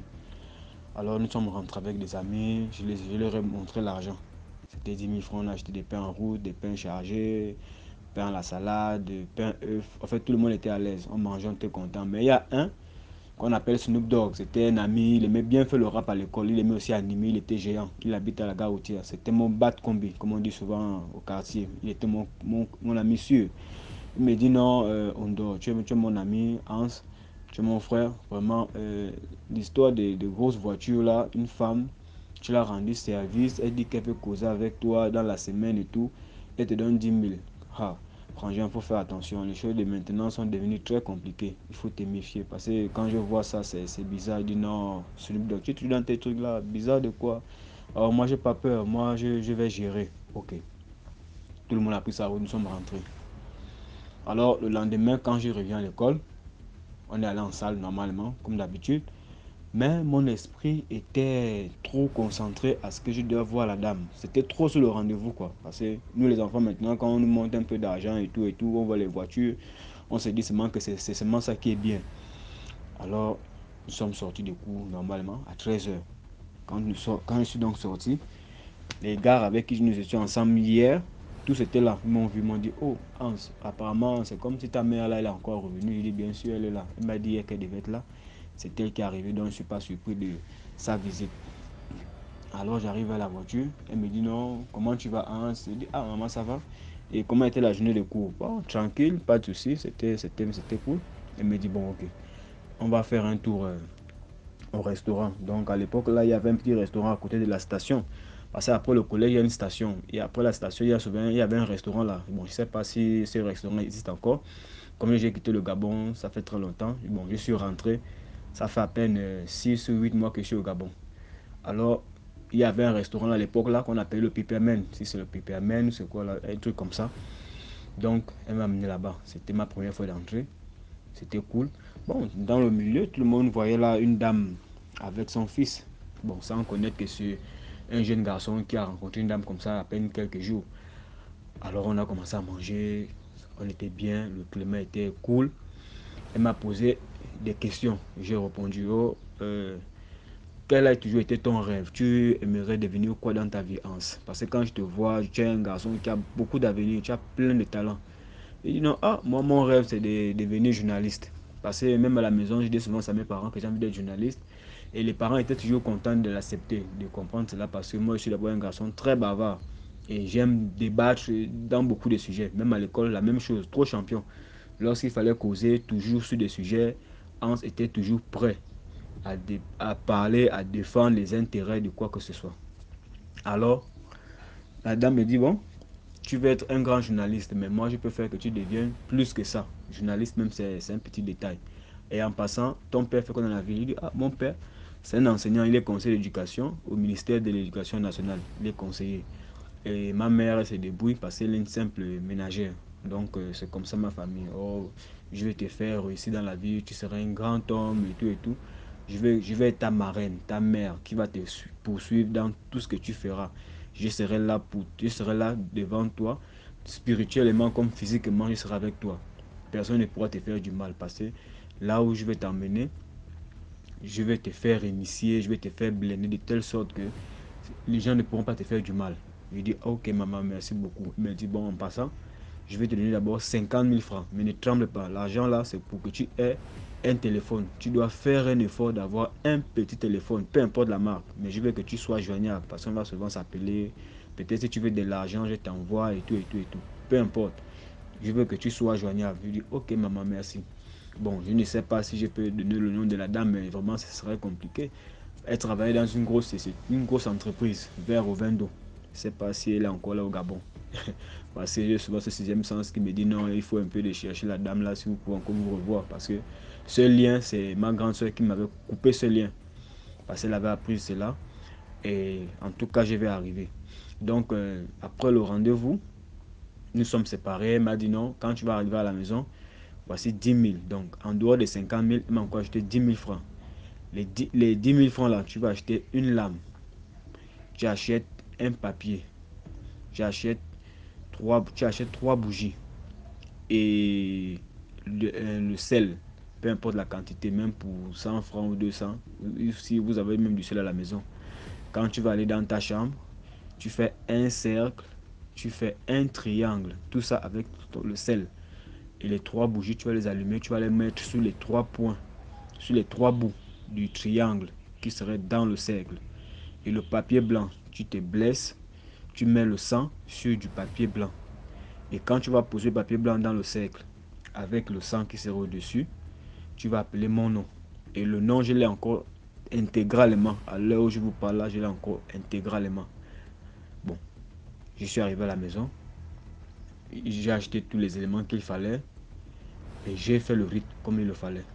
Alors du coup, cette soirée, elle est arrivée, on a parlé, c'était comme dans un songe, je ne sais pas si c'était dans un rêve ou c'était réel. On a causé, elle m'a dit voilà, c'est par cette voie qu'on va souvent communiquer dans des situations. Peut-être si tu as un truc important à me dire, si tu n'as pas de crédit, c'est comme ça que tu vas souvent m'appeler, peu importe l'heure, je serai toujours à ta disposition.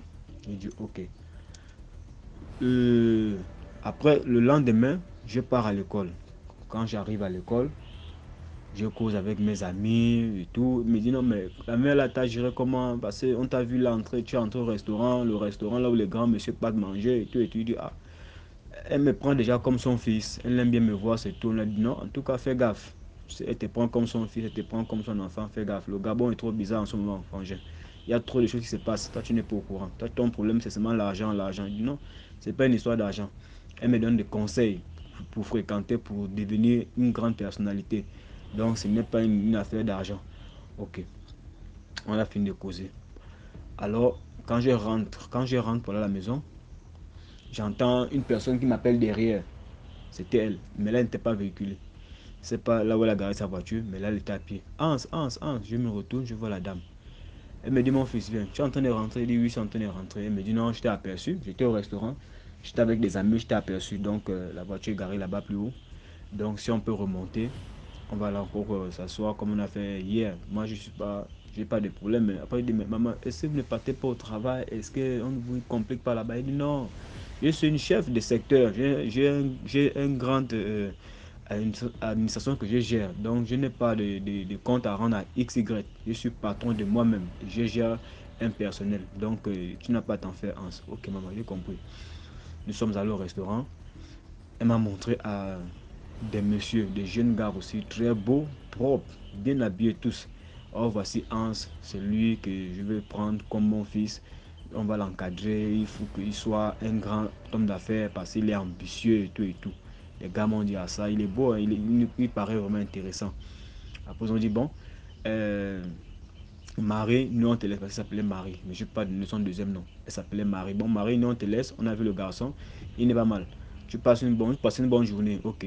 Ils étaient 3, donc parmi les 3, il y a un, en se levant, il a pris un billet de 10 000. Il m'a dit non, Hans, prends, c'est pour les beignets, tu vas manger à l'école et tout. J'ai dit ok, merci tonton, il n'y a pas de quoi. Ils sont partis, ils sont montés dans une voiture, une grosse voiture blanche. Ils sont partis. Bon, on n'a pas trop eu à causer, on a fait à peine 5 minutes, après ils sont levés. Bon, moi je me suis dit, ah, peut-être ils voulaient seulement voir mon visage, peut-être qu'il y avait quelque chose qu'ils voulaient regarder, parce que moi je n'ai pas compris. À peine nous sommes arrivés, on a causé de 5 minutes, on s'est échangé, on s'est donné quelques informations, ils sont partis. Bon, ok. Et quand ils sont donc partis, moi je suis resté là avec maman. Elle m'a dit non, oui, tu as fait ce que je t'ai demandé de faire, vraiment c'est bien, j'ai apprécié. Tu es un garçon courageux, tu es vaillant et tout et tout et tout. Bon, aujourd'hui, ce qu'on va faire c'est quoi?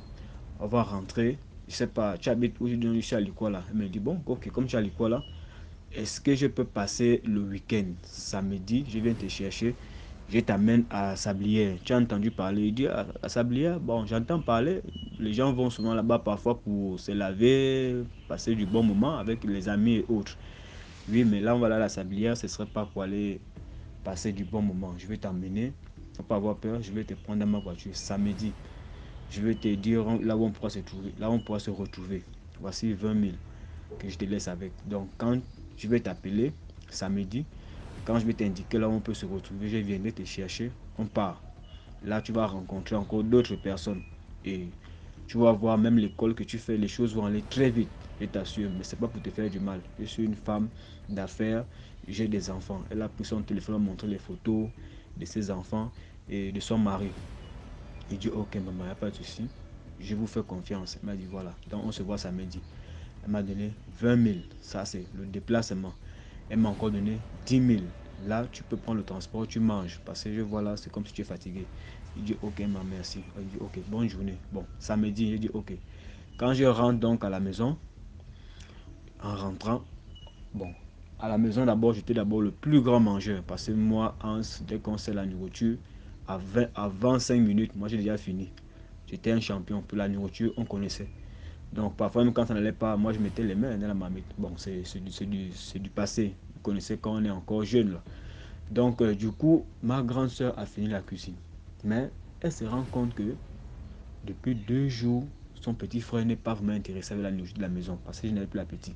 J'ai buvé les jeux à la boutique, les pains au chocolat, les tropiques, les biscuits téléphones. En fait, j'étais gâté, j'étais garni. Je manquais plus quelque chose dans la poche pour manger. Elle a commencé à faire une enquête. Elle a dit à maman que non, Hans, depuis 2-3 jours, c'est bizarre, il ne mange pas à la maison, il n'a pas l'appétit. On sert à manger, il goûte un peu. C'est les autres qui viennent terminer, il ne mange plus. On ne sait pas ce qui se passe. Malchance, j'ai pris ce qu'on appelle une raclée. Je suis allé faire le même rite. Parce que là, je l'ai invoqué. Et pour causer encore avec elle, comment est-ce qu'on devait réellement se voir demain, exactement à quel endroit, il fallait que j'ai le programme. Parce que c'était vendredi. Donc il fallait qu'on se voie samedi, il fallait que je dorme avec un programme. Alors, quand je suis allé dans la chambre pour faire le rite, ma grande soeur m'a surprise parce que c'est dans sa chambre que j'ai d'abord fait ça. Elle était sortie pour aller voir son copain. Il s'appelait Eric. Il travaille à la SCG. Eric, c'était un ingénieur en électricité. Il travaille à la SCG. Lui, il m'avait même déjà aidé une fois parce que j'avais des problèmes de yeux à une époque. C'était mon beau-frère sûr. Donc quand elle sortait de la chambre, quand elle sortait, qu'elle partait dans cette balade, quoi, parfois elle rentrait le matin. Donc c'est à moi qu'elle donne les clés de dormir dans sa chambre. Parce que j'étais son bon petit frère. Nous sommes quatre. Nous sommes quatre. Donc de tous ses frères, c'est moi qu'elle aimait tellement. C'est moi qu'elle faisait trop de confidences. Mais ce jour-là, elle m'a remis les clés de rester dans sa chambre comme d'habitude. Et quand je l'ai donc fait, je ne sais pas comment c'est passé. Elle est venue, elle a toqué à la fenêtre. Et la fenêtre, là où elle, bon, normalement elle devait passer par la porte de derrière, à la porte, pas par la fenêtre. Parce que déjà à la fenêtre, il y avait un grillage, mais un grillage qui n'était pas tellement touffu.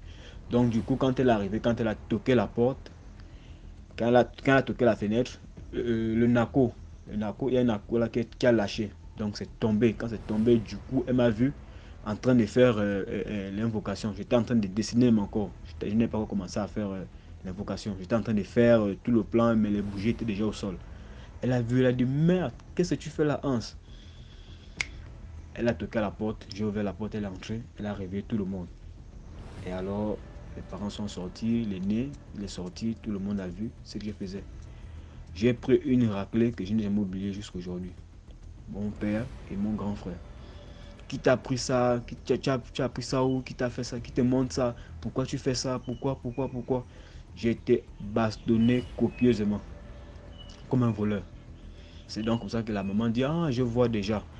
Notre fille m'a dit une fois que non, Hans ne mange plus à la maison, il a de l'argent et tout, ça doit être l'argent sale qu'il est en train de vouloir travailler et tout.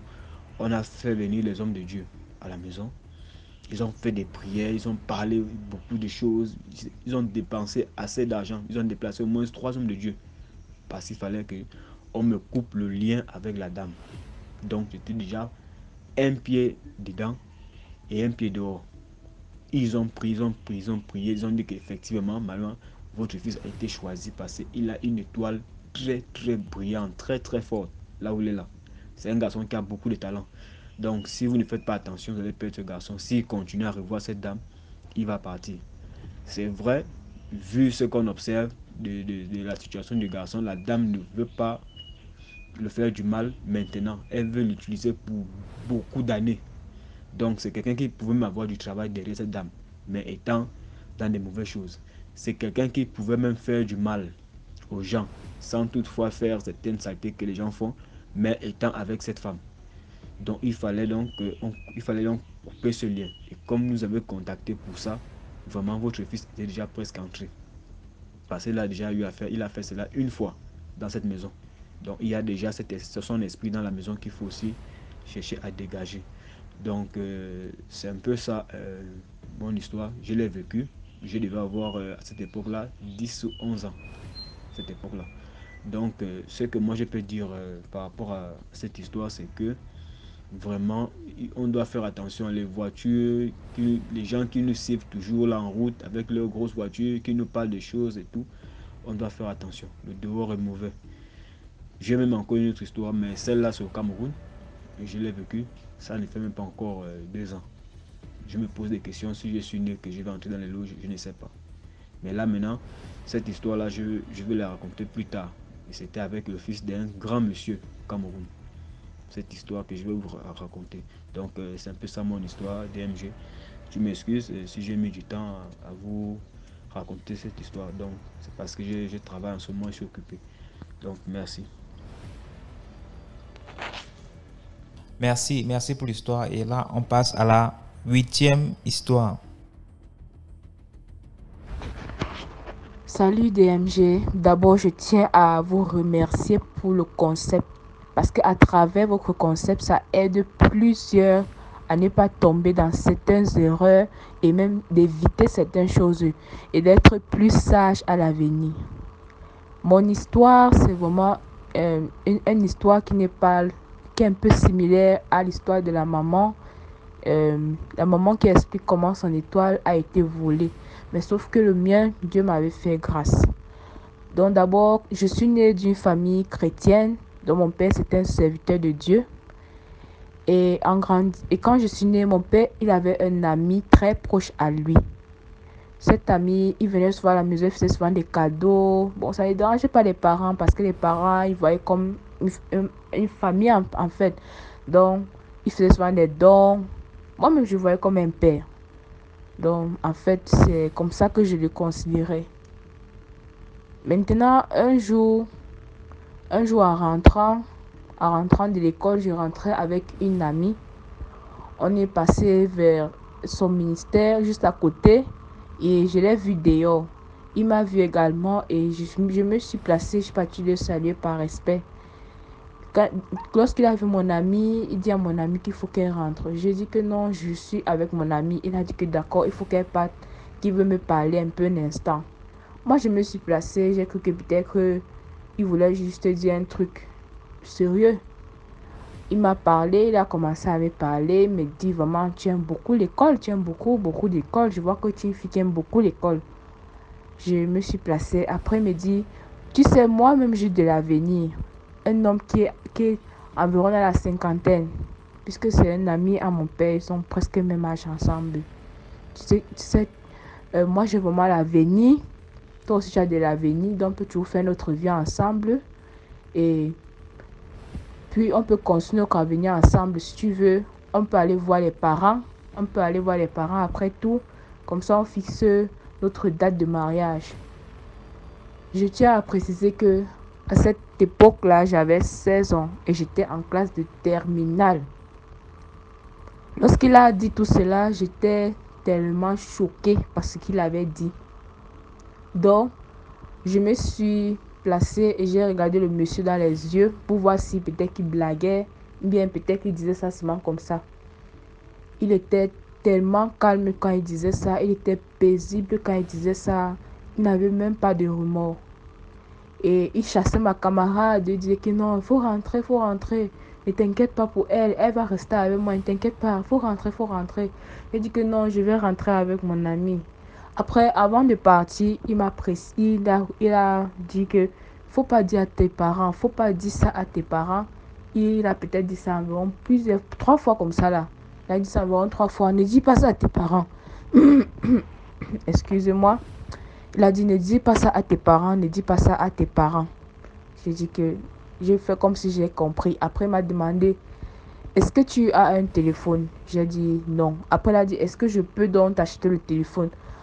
Et j'ai dit non, monsieur, non, merci beaucoup, monsieur. Donc, à ce moment-là, même le tonton avait changé. Il commençait à utiliser le mot monsieur.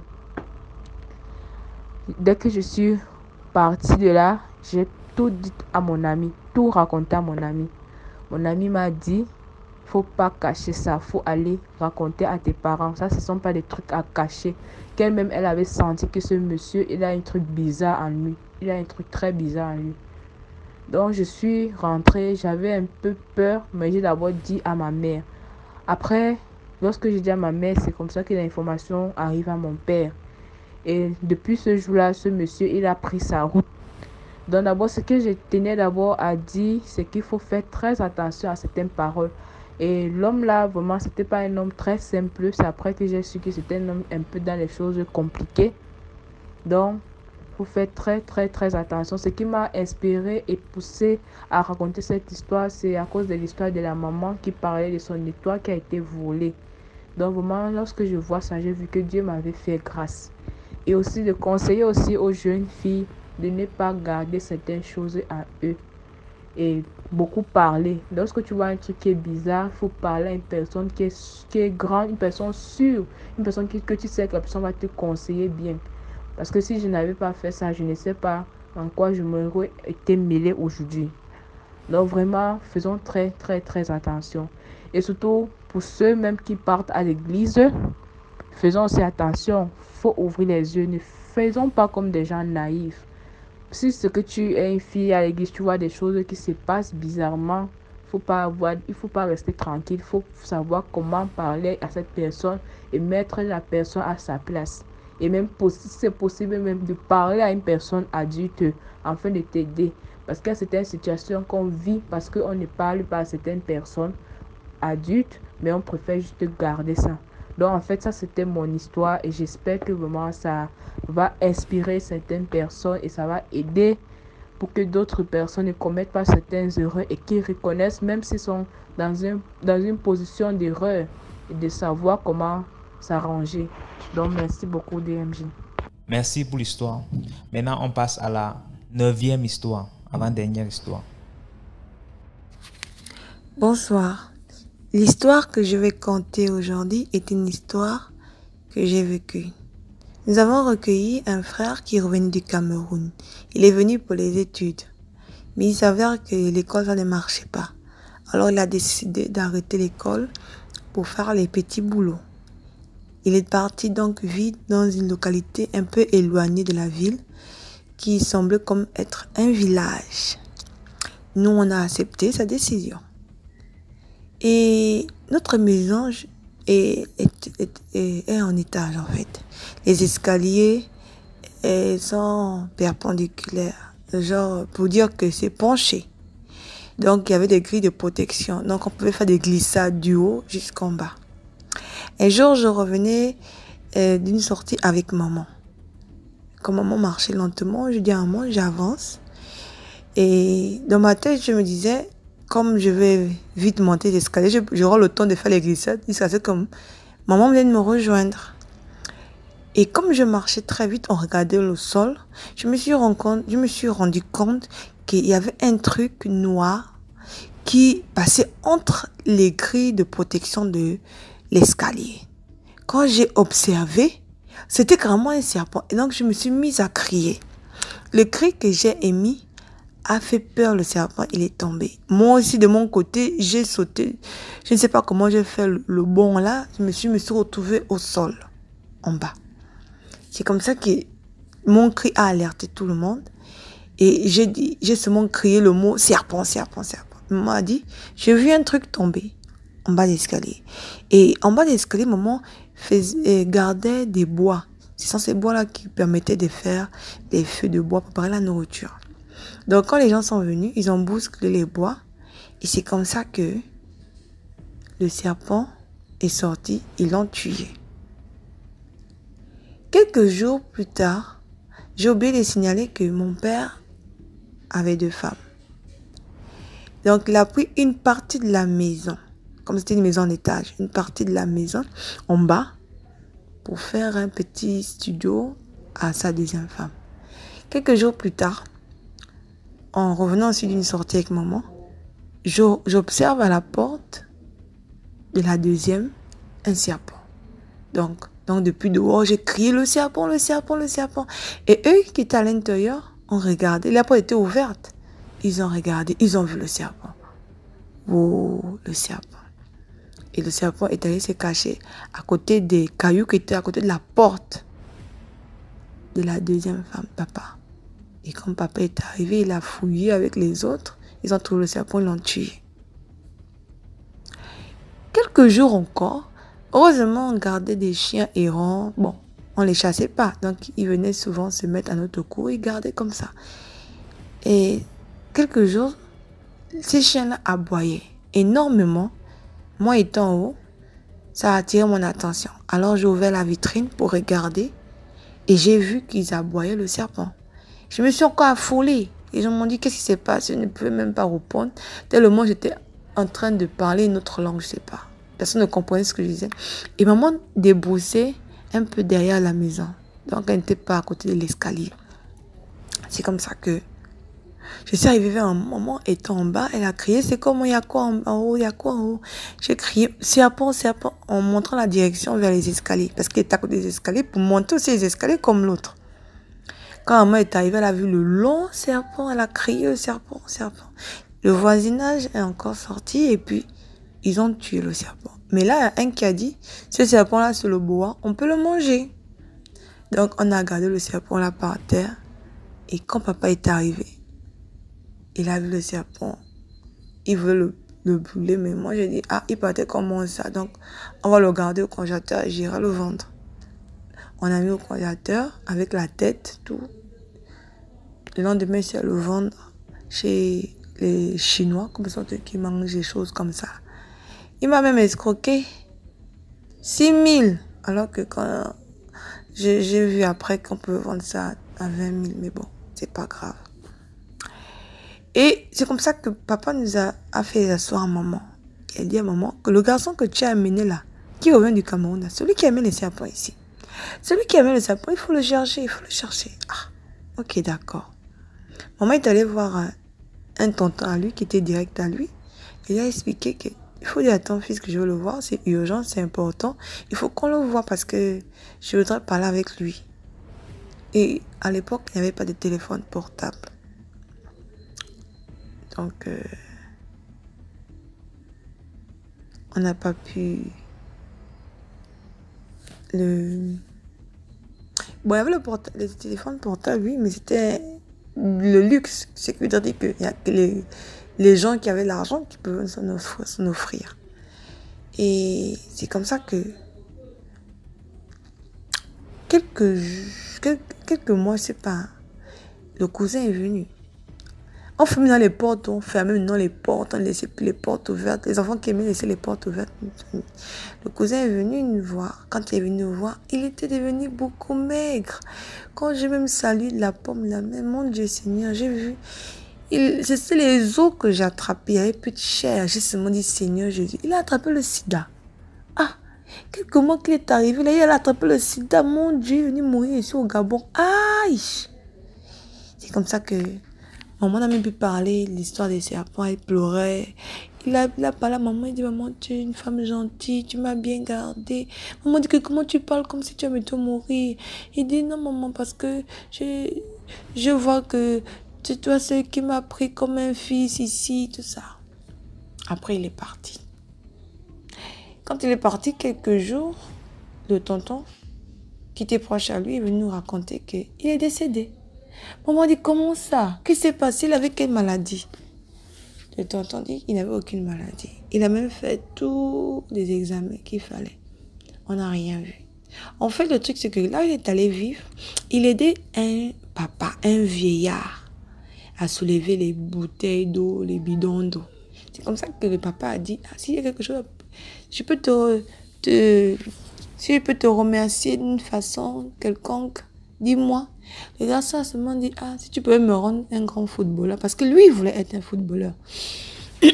Excusez-moi. Il voulait être un grand footballeur. C'est là le papa a dit que demain, viens avec une poule blanche et puis tu viens me trouver. C'est comme ça qu'il a fait ça. Et ils sont partis dans la forêt. Et ils sont rentrés dans la rivière. Le papa a dit que je vais couper la tête de la poule sur toi.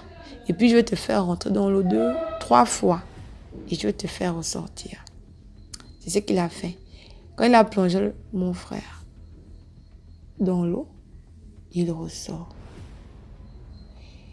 Il a encore plongé une 2e fois dans l'eau, il ressort. La 3e fois, il ne l'a pas fait ressortir. Et le cousin voyait que là, sa respiration, comme ça, dérangeait. Il s'est laissé relever. Il a regardé, le papa n'était plus là, le vieux n'était plus là. Il est vu sortir de la rivière et de la forêt. Il est allé trouver le papa chez lui. Le papa a dit, tout ce que tu vas voir, viens me trouver. Tout ce que tu vas en voir, viens me trouver. Il a dit, ok, d'accord. Donc, les serpents qui venaient là, c'était les envoyés qui venaient pour tuer là où était sa famille. Et c'était nous qui étions les plus proches parce que c'est nous qui gardions encore. Il avait encore ses effets à la maison. Donc, quand il est venu pour nous dire au revoir, il est venu prendre tous ses effets. Et malheureusement, aucune personne n'était décédée. C'est comme ça que là où il travaillait, les gens ont remarqué qu'il avait beaucoup maigri. Ils ont dit, ah, il faut partir et rester auprès de la famille pour faire certains examens, peut-être que tu as une infection, des trucs comme ça. C'est ce qu'il a fait. Et après, il s'est dit, ah, il faut venir que je vais nous saluer ici. Il est venu nous saluer. Et il est reparti. Et il est arrivé à un niveau où il n'avait plus à marcher. Il s'est retrouvé à l'hôpital. Et il a raconté l'histoire là au tonton. C'est comme ça que le tonton a dit, donne-moi le nom du papa. Le papa là, j'irai le chercher là où il est. Quand il a voulu donner le nom, il est mort. Donc, mon cousin est décédé. En fait, la moralité, c'est pour dire quoi? Que il faut qu'on évite de faire confiance à n'importe qui. Parce qu'on ne sait pas qui est qui. Le papa là, au lieu qu'il aide mon frère à devenir un grand footballeur comme il voulait, il a pris sa chance, il a pris son étoile. Et c'est comme ça que des sacrifices devaient se faire. Malheureusement, ça ne s'est pas fait. C'est lui qui est parti. Il a perdu la vie comme ça là. Parce qu'il a fait confiance à un inconnu qui n'était pas une bonne personne. Et il faut toujours compter sur Dieu. Il n'y a que Dieu qui peut te faire briller, quel que soit le temps. Voilà. Merci beaucoup. Merci pour l'histoire. Maintenant, on passe à la 10e histoire. Bonsoir à la famille DMG. Bonsoir à toi DMG. J'espère que vous allez bien. Alors, je vais vous raconter une histoire. C'est mon histoire et ce que j'ai vécu. Et c'est pour sensibiliser. Au départ, j'ai voulu modifier la voix, mais après, et ça va sensibiliser plus d'un et peut-être quelqu'un va me reconnaître à son niveau. Avant de raconter cette histoire, je voudrais mettre au point quelque chose parce que j'écoute des histoires. Bon, moi je suis d'opinion religieuse musulmane, donc forcément il y a certaines choses qui se disent et qui me touchent. Dans la religion musulmane, c'est le Coran et puis la tradition du prophète qui domine. Bon, le Coran, ce sont des révélations qu'on lui a faites au prophète, au messager. Et vous pouvez l'utiliser dans le mal comme dans le bien. Notre sang le connaît. Donc, il y a des personnes qui l'utilisent dans le mal et il y a des personnes qui l'utilisent dans le bien. Et de la même façon que vous voyez, par exemple, dans le christianisme, les catholiques, les apostoliques, les protestants, c'est également pareil chez les musulmans. Bon, je ne suis pas là pour ça. Donc, ne mettez pas un jugement. Ne mettez pas un jugement, même si aujourd'hui, c'est nous qu'on voit comme le numéro 1 par tout le monde. C'est pas grave. Bon, je reviens à mon histoire. Ça se passe en 2017. À l'époque, je fumais beaucoup de chance. Beaucoup. En fait, c'était ça mon truc. Je ne volais pas, je ne braquais pas. J'étais écolier. Je ne suivais pas les femmes, je ne connaissais pas les femmes. Je n'avais jamais eu de rapport sexuel avec une femme. Donc un jour, à ma sortie de cours, comme d'habitude, non, ça ne commence pas là. J'avais un endroit où je fumais. Un jour, un lundi, j'avais séché les cours et je suis passé à cet endroit. Il m'était bien lavé, propre, et je suis parti au même endroit où je fume tous les jours parce que c'était vraiment une plage. Il y a beaucoup de personnes qui venaient, tu fumes, je sais pas, on ne va rien te dire. Et je suis parti à cet endroit. Quand je suis arrivé, il y a une personne qui était là et qui avait des gens autour de lui. Et je ne l'avais jamais vu auparavant parce que je fréquentais cet endroit. Ça faisait déjà environ 2 ans. Je ne l'avais jamais vu. Donc moi je suis étonné. Dès que je suis arrivé, il a commencé à scruter mon âme. La façon dont il me regardait, on ne m'a jamais regardé comme ça auparavant. Jusqu'à j'étais gêné. Il était occupé à parler avec les autres, mais son regard ne me quittait vraiment pas. Peut-être par moment. Mais il revenait toujours sur moi. Je me suis demandé, qu'est-ce qu'il a? Mais il y avait des personnes autour de lui. Moi, je ne m'occupais pas. J'ai fait ce que j'avais à faire. Je suis parti. Je reviens le vendredi, après les cours. J'étais maintenu du lycée.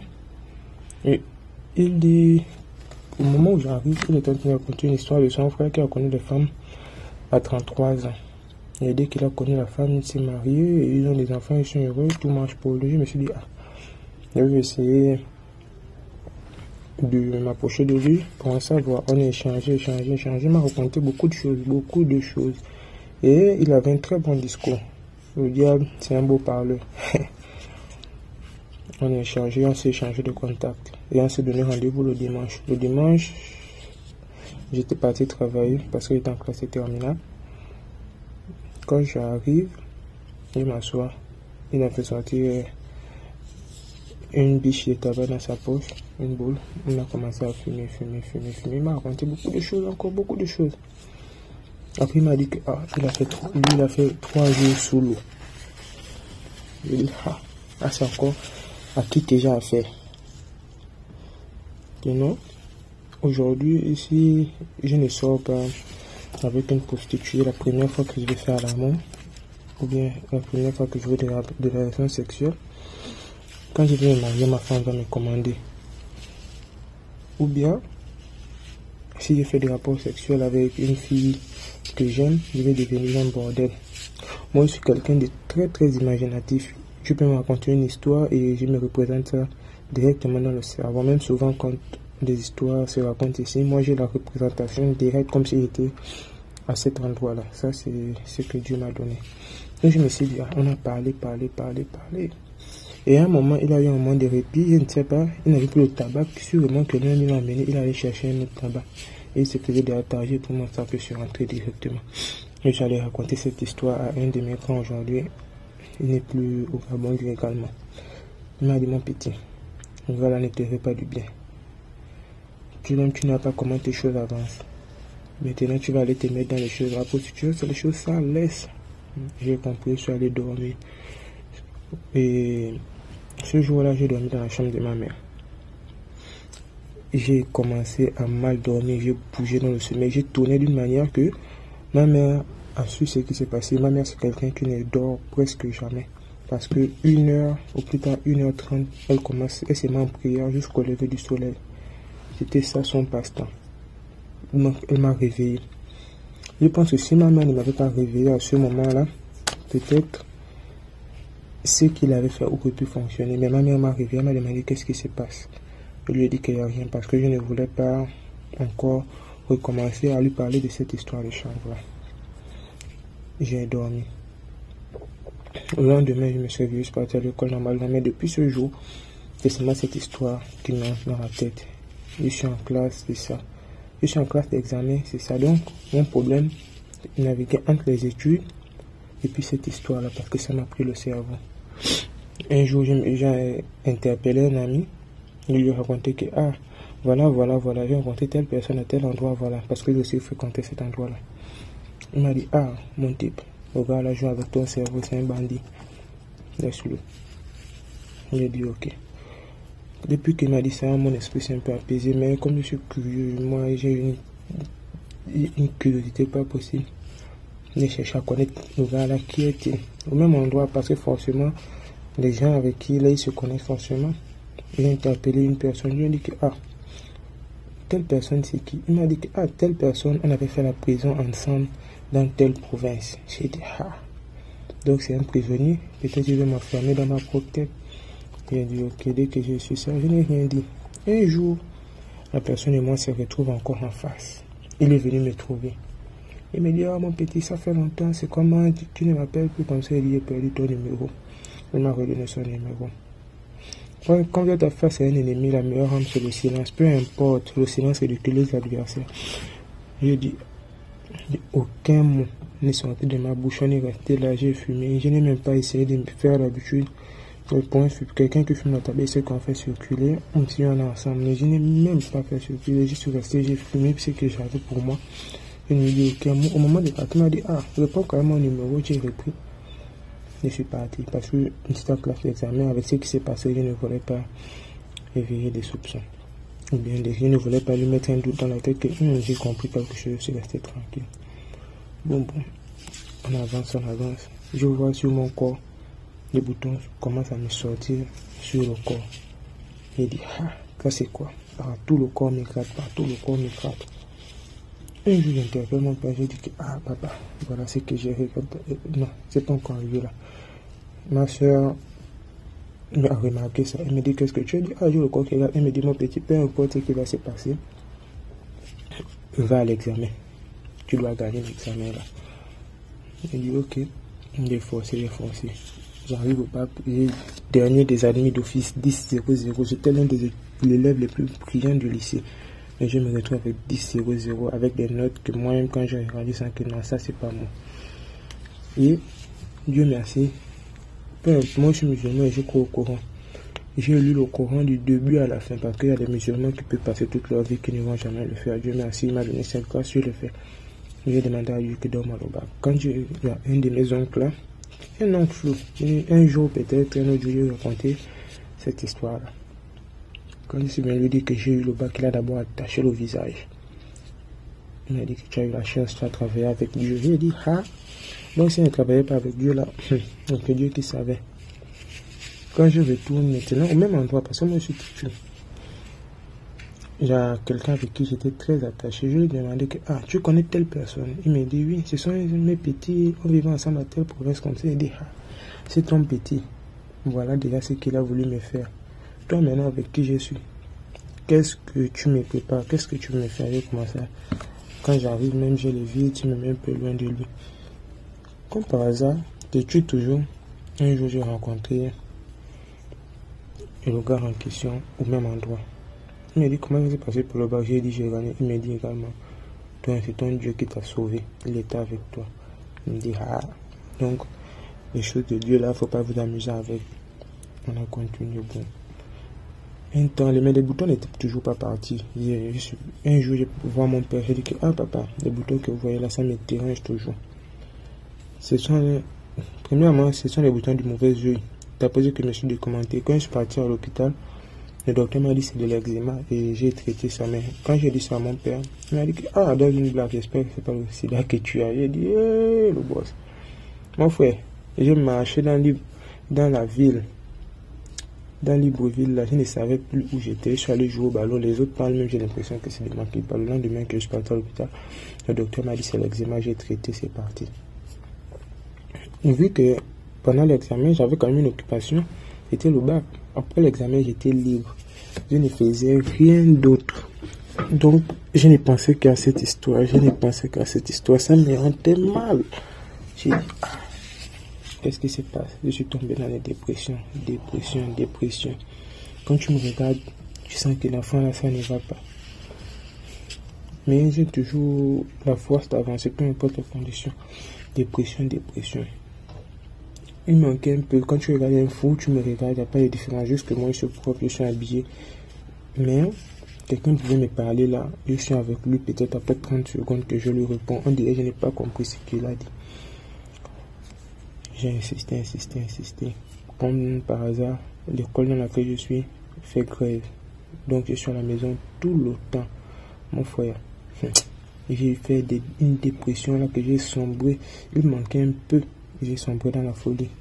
Je me suis reconcentré dans la religion. J'ai commencé à écouter le Coran tous les jours, lire, faire les lectures. C'est ce qui m'a sorti de là. À la sortie, j'ai dit, Dieu merci, aujourd'hui ça va. J'ai vu ma vie tranquillement. Jusqu'à aujourd'hui, je ne connais toujours pas de femme. Je suis âgé de 27 ans et j'ai choisi l'abstinence. Auparavant, peut-être, avec la jeunesse et les gens que j'ai fréquentés, je me disais que c'était une mauvaise chose pour moi. Mais avec le recul, quand je regarde aujourd'hui, je suis plus tranquille et ma vie est plus stable. Bon, c'est un peu ça l'histoire que je voudrais raconter. C'est pour sensibiliser la jeunesse, mes frères, mes soeurs, s'il vous plaît. Et même si vous allez avoir des rapports sexuels, ne partez pas coucher avec n'importe qui. Vous ne savez pas les choses que l'autre a, d'où il vient, vous ne connaissez pas, donc évitez certaines choses. Restez comme vous êtes. Cherchez d'abord à connaître la personne. Ne faites pas les bêtises. Voilà. Ensuite, je voudrais également dire, par exemple, à d'autres personnes qui ont des problèmes. Moi, ici, l'opinion musulmane, donc je peux leur donner des conseils. Peu importe ce qui se passe, si vous avez des événements bizarres, allez sur YouTube. Il y a un lecteur de Coran qu'on appelle Saoud Chourim. Si par hasard quelqu'un demande des MJ, tu peux me faire un message, je vais écrire le nom, ou bien je vais t'envoyer le lien de cette personne. Il lit le Coran. Et moi, j'ai vu comment on a soigné les gens. Là, c'est une autre histoire que je vais vous raconter si Dieu le veut. Avec la lecture de ce gars-là, avec la lecture du Coran, j'ai vu les gens, j'ai vu comment les djinns se sont manifestés, les esprits se manifestent sur le corps de quelqu'un quand on lui a fait de mauvaises choses. Donc, je recommande à cette personne-là, peu importe ce qu'on vous a fait, si quelqu'un vous attaque, que vous n'êtes pas dans les choses spirituelles, bizarres, que vous ne fréquentez pas les marabouts, les féticheurs là, et que vous êtes quelqu'un dans la religion, ça ne peut pas vous toucher. Tant que vous ne faites pas ça et vous êtes assidu à votre religion. Mais si vous faites ça, ce sera un combat. Si le plus fort que toi, il te gagne. Et forcément, on ne connaît pas qui est qui. Il peut être plus fort que toi et voilà pourquoi il y a des histoires. souvent à dormir debout. Donc c'est cette histoire que je voudrais partager avec vous. C'est pas pour me juger, voilà. Et c'est pour lui sensibiliser. On est là pour sensibiliser. Et merci beaucoup pour ce que tu fais, DMJ. Porte-toi bien, profite des tiens. Merci, merci. On arrive à la fin de cette vidéo. J'espère que vous avez apprécié la vidéo. Laissez des commentaires, partagez, likez, commentez. Dites-nous d'où vous avez regardé la vidéo. Et comme ça, on va voir la portée de la communauté. Merci, on se reprend demain à 12 h pour une nouvelle vidéo. Voilà, restez connectés.